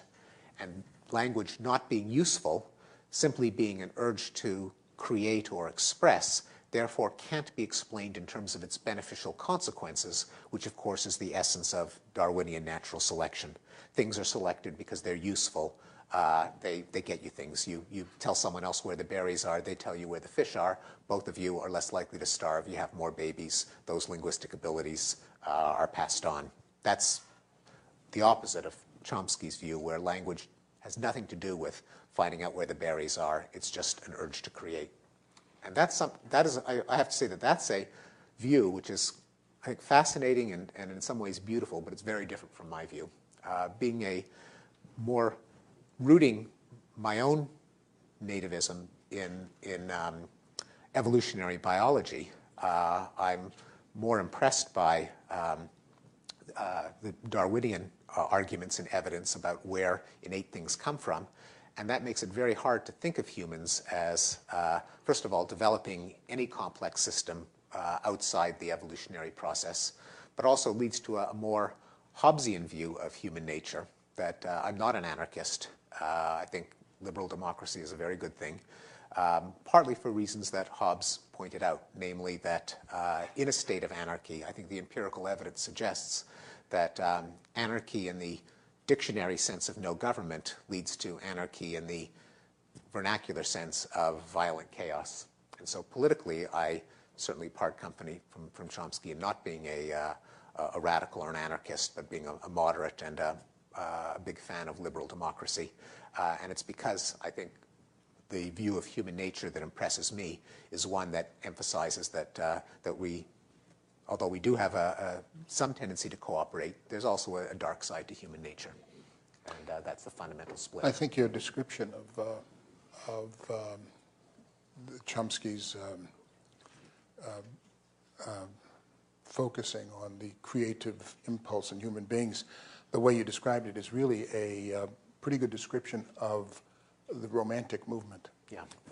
And Chomsky, if you were to place him sort of in intellectual history, he is in that movement. And I don't mean romantic in this narrow sense, but rather in this broader sense of life essentially being a generative thing, and even works of art, the way Coleridge talks about them, as essentially being generative. They come from and if they don't grow organically, they don't work. Yeah. And that whole notion, of course that's von Humboldt too. Yes. And that whole notion, you know, I can't, I really, there is something that I'd really like to hear you talk about. I hope the audience will indulge me. It's, David tells me that we can go on to 7:15, and that will leave some time for questions, but I'd love to hear you talk about your teaching experience at MIT. I know that for you, a watershed was probably when you took over Introduction to Psych. Yeah. Could you tell us about that, and also what your reaction to MIT, what your view is of what MIT thought about you as becoming a, quote, popularizer, unquote. Mm-hmm. Yeah. This is, one thing I've learned of speaking to people outside the university is that many of them take a rather dim view of how modern research-oriented universities function. And so when I told people that I taught Introduction to Psychology, this large lecture course, the reaction was always, you know, how come you got stuck with that? Or did you draw the short straw? Or you know, isn't that what they give to you know, graduate students and first-year assistant professors who can't say no?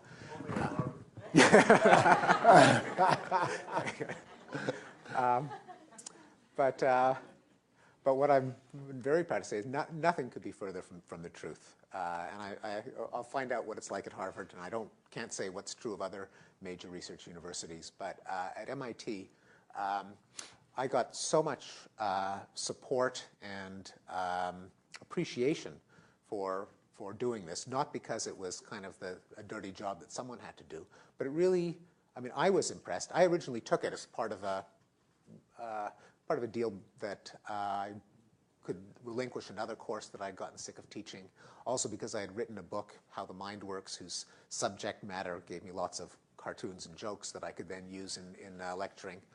But once I took it over, I realized what an enormous regard teaching is held here at MIT. I found that at every level of the administration, in my own department, the department head, Mrgan Kasur, would give me anything I needed, would support me in any way that I needed in order to make this course prosper. Bob Silby, the dean's office, the president, Chuck Vest, the various resources in support of teaching, Les Perlman, the writing program, really taught me a lot as to how to teach writing, how to organize a course, instead of just getting up there and talking with a piece of chalk. What are ways in which you can bring university-level pedagogy up to modern standards in the best way we know of instructing undergraduates. The meetings, the McVicker Fellows, every semester there was a meeting of the professors of large lecture courses where we would get together. And I just found resources at every level, and emotional and intellectual and financial support for teaching that certainly give the lie to any thought that, that teaching is downplayed, at least at this major research university. And in fact, one radio interviewer, this was one of the, when you write a book and you go on a publicity tour, you have a lot of very odd experiences. One of my surreal experiences was being interviewed by, now, younger people in this audience may not recognize the name, but anyone who was an adult through the 1970s will recognize the name G. Gordon Liddy. And whatever happened to G. Gordon Liddy? And the answer is he has a talk show. And I was on it. And he said at the end of the interview, I'd like to congratulate, offer my appreciation to MIT for getting one of their well-known faculty to teach introductory psychology instead of fobbing it off on some graduate student. So it's, I don't know if a compliment from G. Gordon Liddy is what we want, but this just shows that there is, first of all, a misconception that teaching is at the low end of the totem pole, and something that MIT really should be proud of, and that we should make known, because it does impress people, rightfully so.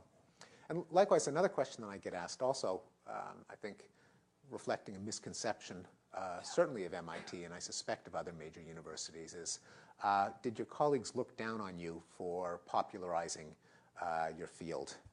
Isn't academia an ivory tower in which if you spread ideas, that must mean you're dumbing it down and you lose status because people can understand what you're saying instead of writing in gobbledygook? And again, nothing could be further from the truth. From every one of my colleagues, from every level of the administration, Emilio Bizzi, who's the department head for many years while I was in BCS, Morgan Kasur, Bob Silby, Chuck Vest, Phil Khoury. I got an enormous amount of support for bringing knowledge to a wide audience, and it was most definitely not something that was looked down on, quite the contrary. And why leave MIT? I did the math in terms of how long I had been here. The question was, why did Steve leave MIT? Well, it was absolutely the most agonizing choice I ever had in my career. I'm an extraordinarily lucky person to be faced with that dilemma, and literally lost many, many nights of sleep worrying about it. I think it was at some point. I think it's can be beneficial to have a new set of colleagues, a new set of students, a new environment. I was telling Jay that I was recounting an anecdote to another colleague. I said, talking about my own university experience, I said, you know, when I went to college, I had some of the same professors that my mother had when she was in college. And I said, you know, that just shows how superannuated and stodgy the department was. And then I thought back and I thought, I've been at MIT 21 years. Some of my students could have had children that I taught later. And I realized I have been here a long time, and that a change probably would be intellectually stimulating. But it was certainly another, again, to sort of divulge what a lot of reporters asked me. Everyone was sniffing for another Cornell West soap opera. What was your grievance? You know, who insulted you? Sort of desperately hoping for something juicy. And the answer was incredibly boring. Namely, I really did love MIT. It was wrenching to face this choice, and I did it just because I thought it was time for a change of scenery. But it's a place that I have just immeasurable admiration for, that I will miss, and that as David mentioned, I'm eager to continue to be part of the community, and I hope I will. In his 5-volume autobiography, Leonard Woolf said that he changed careers every 7 years, and it's what kept him, you know, young. When I knew that you were going to go to Harvard, I mean, I completely understood it. I mean, you know, a change is very important. You know, it's now 10 minutes to 7, and why don't we throw it open to the audience for some more questions? There, Is there a microphone here? There's one coming down. And then there's somebody up here. Yes, bring it down here. There's a question here. I just wanted to go back to this discussion you had about your differences in thought about language with Chomsky. I'm wondering, why isn't there some middle ground here about the development of language? Maybe language was born evolutionarily as a method of expressing creativity, singing, whatever, and by accident, like a spandrel, it became important for communication, and then became something that natural selection, which doesn't have a purpose, it just keeps going and made into what it is. Yeah. Well, there's a sense in which evolution, of course, has to work like that, in the sense that the initial variation can't be for anything. If it were, then we'd be back to Lamarck with kind of felt need, where the variation is useful from the get-go. Clearly, it has to be, to start with, not for its ultimate function. I guess the reason that I wouldn't put it that way is that the system for expressing thought is so, that language gives us, is so, has enough complexity that it couldn't have arisen just out of random mutation and sexual recombination. It's too organized. And that since there is no reproductive benefit in simply externalizing thought for its own sake, whereas there is a reproductive benefit to striking bargains, exchanging know-how, it seems to be more plausible that the initial function was to communicate, and that sheer expression, as in poetry, oratory, language as an art form, was probably the spandrel from communication as opposed to the other way around. Especially since the other consideration is that language has costs. So it doesn't come for free. There has to be some benefit to pay for the costs. One of the main costs being the anatomy of the vocal tract, where we humans have a larynx that's considerably lower in our throat than other mammals. We're the only mammals that can't breathe and drink at the same time, for example, and we're at risk of choking because every bit of food that we swallow passes over the opening of the trachea with some chance of getting lodged in it. And until the Heimlich maneuver was invented, a lot of people did choke. And the reason that we needed the Heimlich maneuver is that we have a vocal tract that seems to be adapted for language at the significant cost of risk of accidental death. So it could be possible, for example, that the first language was sign language. Well, it is. It's interesting that you raise that. It's not a crazy idea, and that it's an old idea. I think it was a guy named Hughes, H-E-W-E-S, originally proposed it. But it's recently been revived by the New Zealand psychologist Michael Corballis in his book with the wonderfully witty title, Hand to Mouth, where he argued that gesture was an intermediate stage. I mean, this is something we can't really know. It's certainly beyond what we currently have evidence for, but there's some circumstantial evidence. The fact that chimpanzees do have hand gestures that are somewhat communicative, the fact that sign language is so easy for children to acquire, deaf children, with apparently no penalty compared to spoken language, and the fact that much language use now involves look what I'm doing, is a hybrid of speech and gesture. In some cases, it's almost impossible not to use your hands. I mean, one example is, what's the definition of the word spiral? Try to define that. You can, right. So these lead to a plausible conjecture that gesture I never thought it was a crazy idea. I mean, for just the reasons you said, namely that this particular part of the anatomy is so badly designed for speech. Who's got the microphone now? And then when you want to raise your hand high so that the people who are carrying the mics can see you. Yes? I've heard the word child quite often during the past hour. Does an adult learn language in a fundamentally different way than a child? Yeah, it's a really good question. We know that adults are not as good at it as children. Adults are much more likely to be saddled with an accent, that is, not to acquire phonology. Adults often give themselves away with little turns of phrase and quirks that you can understand them, but you know that a native speaker wouldn't say them. So some of the syntax and inflection is harder to learn after middle adolescence, say 14, 15 years old, probably because of some change in the plasticity of the brain that occurs with biological adulthood.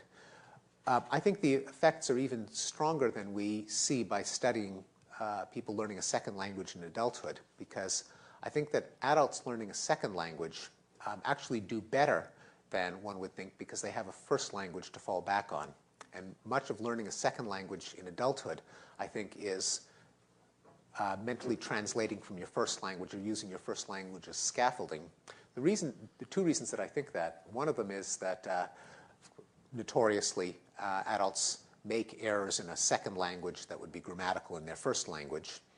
But also, the study of deaf people acquiring sign language allows us to do experiments that would be unethical in the case of children spontaneously learning a first language, because deafness is one of the only cases in which you can study people who've made it to adulthood without learning a first language, if the deaf person has been kept away from a signing community. And one lovely study, very rarely cited, but I think very informative, compares people who've been deafened in adulthood learning American Sign Language as adults to people who were deaf from birth, kept away from signing communities. Often there are oralist schools that believe it's bad for children to sign, who then gravitate to a deaf community and learn sign language as adults. So you control for age, two different populations, both acquiring sign language for the first time as adults. One of them had English, lost their hearing, now are learning it as a second language. The other didn't have a first language, learning ASL as a first language in adulthood. And then the control group is native signers who learned ASL as children the way all of us learned English as children. Of course, the native signers did best. Of the other two groups, it's almost paradoxically, it's the adults who are hearing, who lost their hearing as adults and are learning sign language as adults, who did much better than the deaf-born individuals learning sign language for the first time as adults. And the reason, presumably, is that having a first language, even if it's a spoken language, makes the second language, sign language, easier to learn.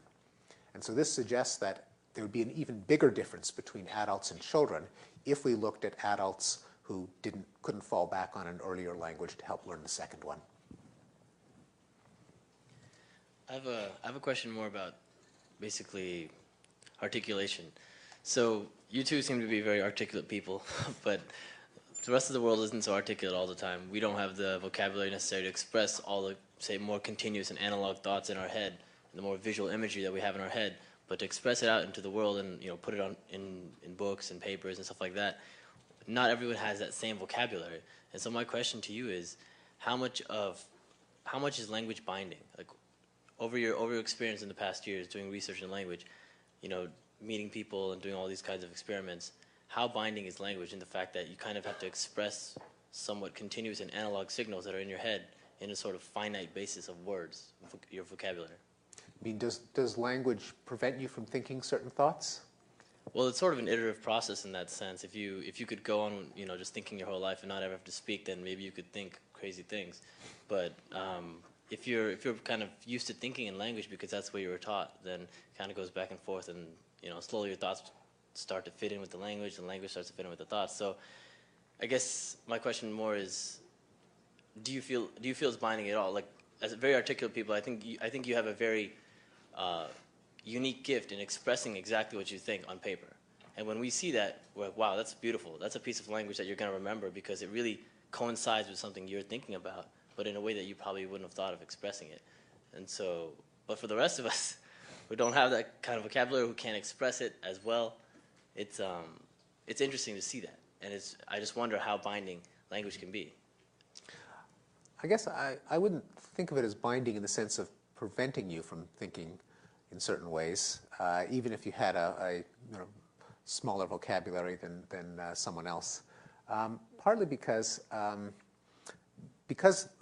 thought is so rich and so analog, And although language just multiplies the value of thinking because you can acquire concepts that would never occur to you on your own from the collected wisdom of other people, and language can cause you to pay attention to aspects of the world that you wouldn't otherwise. But still, the fact that, and the idea that language is binding, that there is very popular in many of the humanities. Language is a prison house of thought. We can't think except for the categories that language makes available. The thing is that language is a moving target. Language is always changing. That's why you have language mavens who are always decrying the decline of the language, because the kids are inventing slang and we don't know, we can't understand them, and there's jargon, and there's a drift in the language, as Jay pointed out. And so the fact that language can be stretched by borrowings from other languages, from metaphors, from metonyms, from neologisms, suggests to me that language really doesn't confine us, but rather if there's something that we have trouble saying, we change the language rather than being unable to think it. Hold it, you can't talk without a microphone. Bring him a microphone. And, oh yes, and Here, give him the microphone. But No, you I'm got compelled. to. Oh, sorry.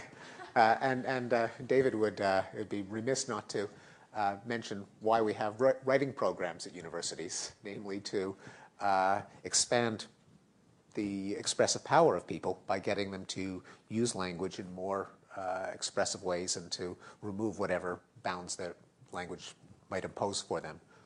But I wonder, do you remember Chomsky's Killian talk?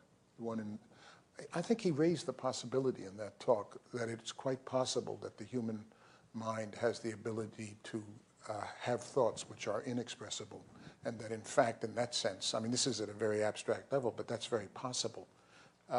Raise that possibility that we have this ability to imagine cognitive structures, but natural language, as effective as it is after all, it's an interesting notion. The idea that verbal power is a skill that you can improve is part of the answer to it. Part of the answer David emphasizes is that it's a skill that you can improve. But also there clearly are thoughts that you can't express in language. First of all, that's why we have mathematics. We have other notations. Right. Precisely because you can't express complicated analog That quantities. is really very interesting, because what that suggests is that what mathematicians do is there are all kinds of systems that they come up with, which, and every so often a mathematician will discover that one of them has an analog in the real world. And the only thing that prevents him from seeing that before was lack of imagination. And that's sort of the driving thing behind it, I think, imagination. Listen, there's some young man. Question in the back. Oh, okay, question in the back, and then you. Oh. I'm going to be a martinet. At 7:15, we'll stop. My question goes back to some of the Darwinian concepts you were talking about before. I'm wondering if there is a evolutionary explanation for why Chomsky is so romantic. Why Chomsky's what? So romantic. Certainly not an evolutionary one, but I think these are great themes in our intellectual tradition that often differentiate thinkers, and in particular, I think differentiate, if you want to make a really rough cut, people on the political left and people on the political right who have different conceptions of human nature. The debate goes back hundreds, maybe thousands of years.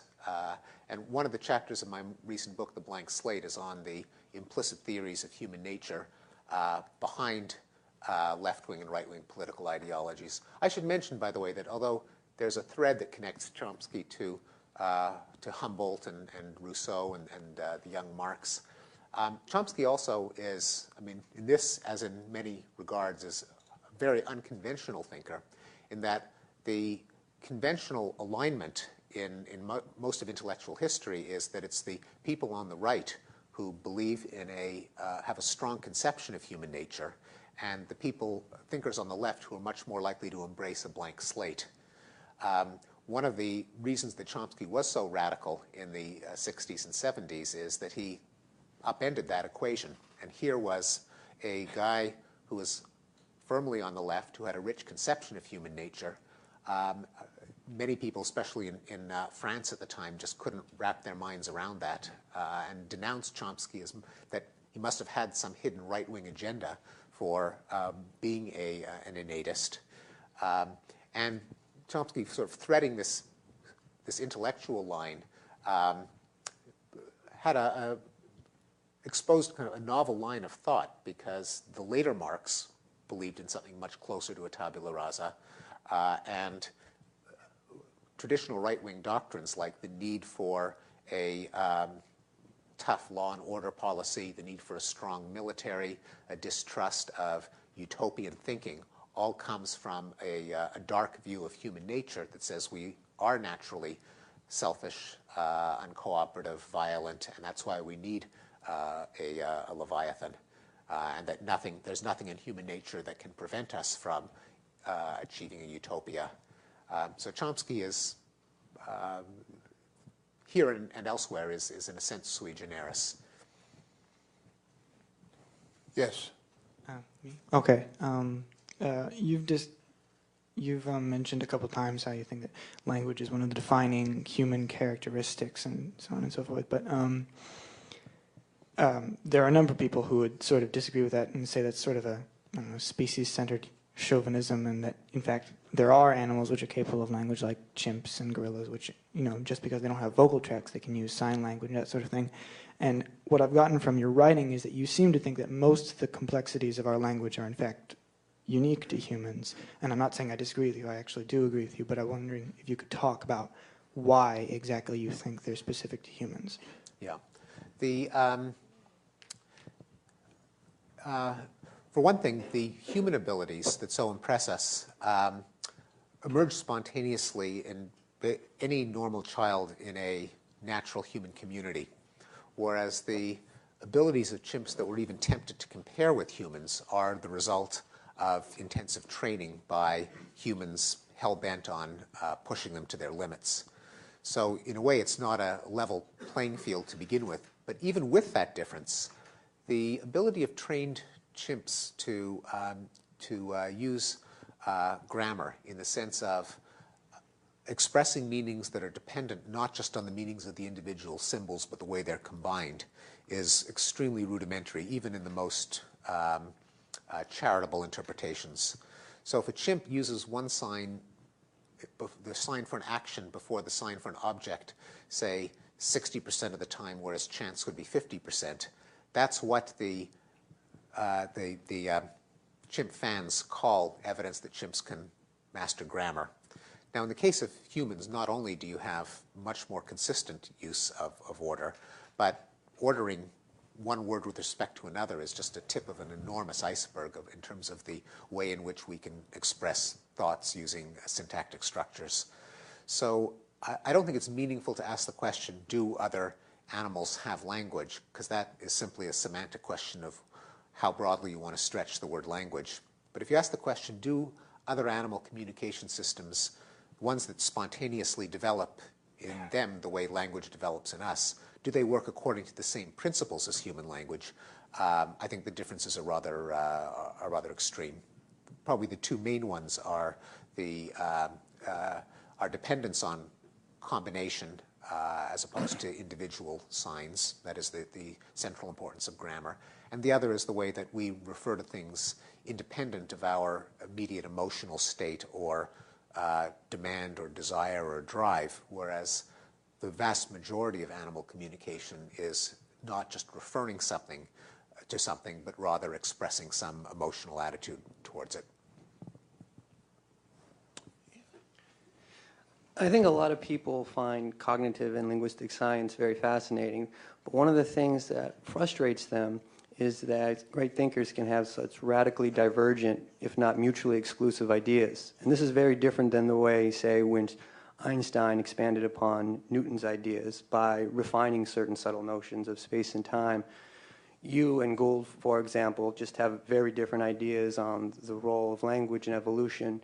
Chomsky's notions of language are very different than those that preceded him. So this gets to the issue of hard science, soft science, and predictability. And what I'm essentially asking is, do you think with the advent of technologies like fMRI and the accumulation of huge computer databases of all kinds of languages across the world, that there can be some strong, non-trivial predictions that can be made in the future that might distinguish or dissociate some of these consistent but contradictory hypotheses that have been espoused by different thinkers in explaining these types of phenomenon? Well, definitely. I'm certainly an optimist in terms of trying to make ideas more testable and empirically responsive. And already, I mean, it's not as if these are just people shouting different opinions at one another. They, even these debates, as they stand, point to studies of animals, of anatomy, of neuroanatomy, of language structure, linguistic experiments, and so on. So it's not just kind of people yelling at each other. In terms of how new techniques might further resolve this, I think functional neuroimaging might be one way, but although I tend to think that genomic analyses might be even more informative. And I have in mind a study that came out a year ago in Nature that looked at, relevant to the issue of whether language was a target of natural selection or arose by chance or as a byproduct. And it was an analysis of a gene that was isolated and sequenced that's responsible for a disorder of speech and language in a 3-generation family in England, where the gene and the disorder correlate perfectly, one of the rare cases in which that is true. The gene has been sequenced. Its homologs in other mammals have been sequenced, and its worldwide distribution in different ethnic groups has been ascertained. And the interesting findings are that it has a homolog in monkeys and mice, as virtually all of our genes do, but there are some sequence differences that are different from the human version of the gene to the mammalian version. The differences are functional, that is, they change the shape of the protein and its function. They're uniform across the species, that is, every person other than these members of this afflicted members of this family are monomorphic, have the identical sequence. And by there are a number of techniques where you can look for signs of selection if you know a sequence by comparing the number of substitutions from an ancestral form that don't change the function of the protein, which give you a kind of baseline for mutation and drift, and the ones that do change the function. If there are more changes that in the genetic sequence that change the functioning of the protein and they're uniform in the daughter species, then you can statistically rule out the possibility that it evolved by chance. And that is the case in the normal version of this gene, which seems to be for normal language function. And I take it as the first of kind of evidence from genetics, first of, I think, an increasing body that it supports the idea that language was a target of Darwinian natural selection. Last question. Could you please address what I see as a morphing of the whole idea, the whole religious notion of blank slate and Ghost in the Machine, has morphed into a new way of anti-determinism, free will, democratic human freedom among neoconservatives and among our kind of what we see as kind of a new imperialism. Do you see that as a new way of a new spin of what in the old days was just determinism and essentially a blank slate, Ghost in the Machine type of thing, and now they make it appear as though it's human freedom and we are fighting for freedom and that we are essentially transforming the human society by kind of giving freedom to people by going to war for them. Does that make sense? I mean, is that something? Well, I'll answer. I think I won't answer it directly, but I'll answer something that I think is close.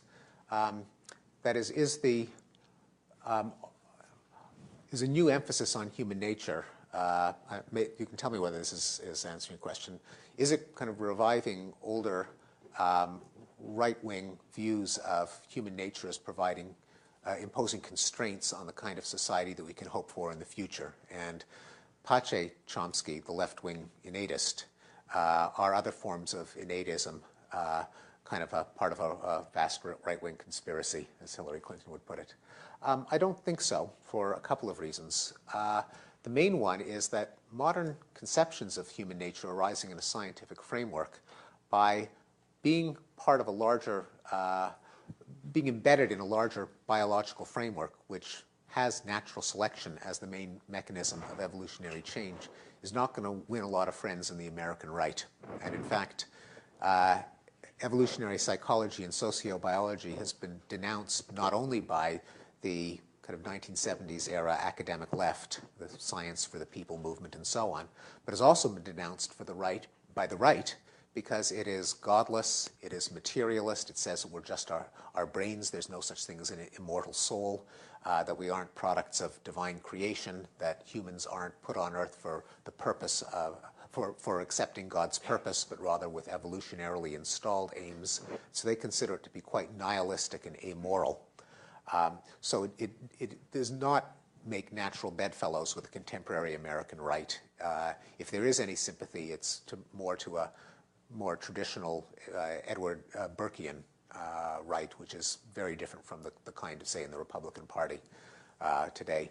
Also, there are a number of, Chomsky isn't the only left-wing innatist, but I have a kind of a tour of the Darwinian left in one of the chapters of the book, which includes people like the philosopher Peter Singer, who has a book called A Darwinian Left, sort of left liberals such as Robert Wright, Melvin Connor, and others who try to use findings about human nature to support what they would argue to be progressive thinking. One of them is refuting the notion of economic man, sort of utility maximizing agent that's at the heart of microeconomic theory that in turn is at the heart of a lot of market-oriented policies. So that's one of the ways in which human nature is being used to try to advance more of a left liberal agenda. Steve, I know you will join me in thanking the audience for asking such a wide spectrum of interesting questions. And audience, I know you'll join me in thanking Steve for answering them.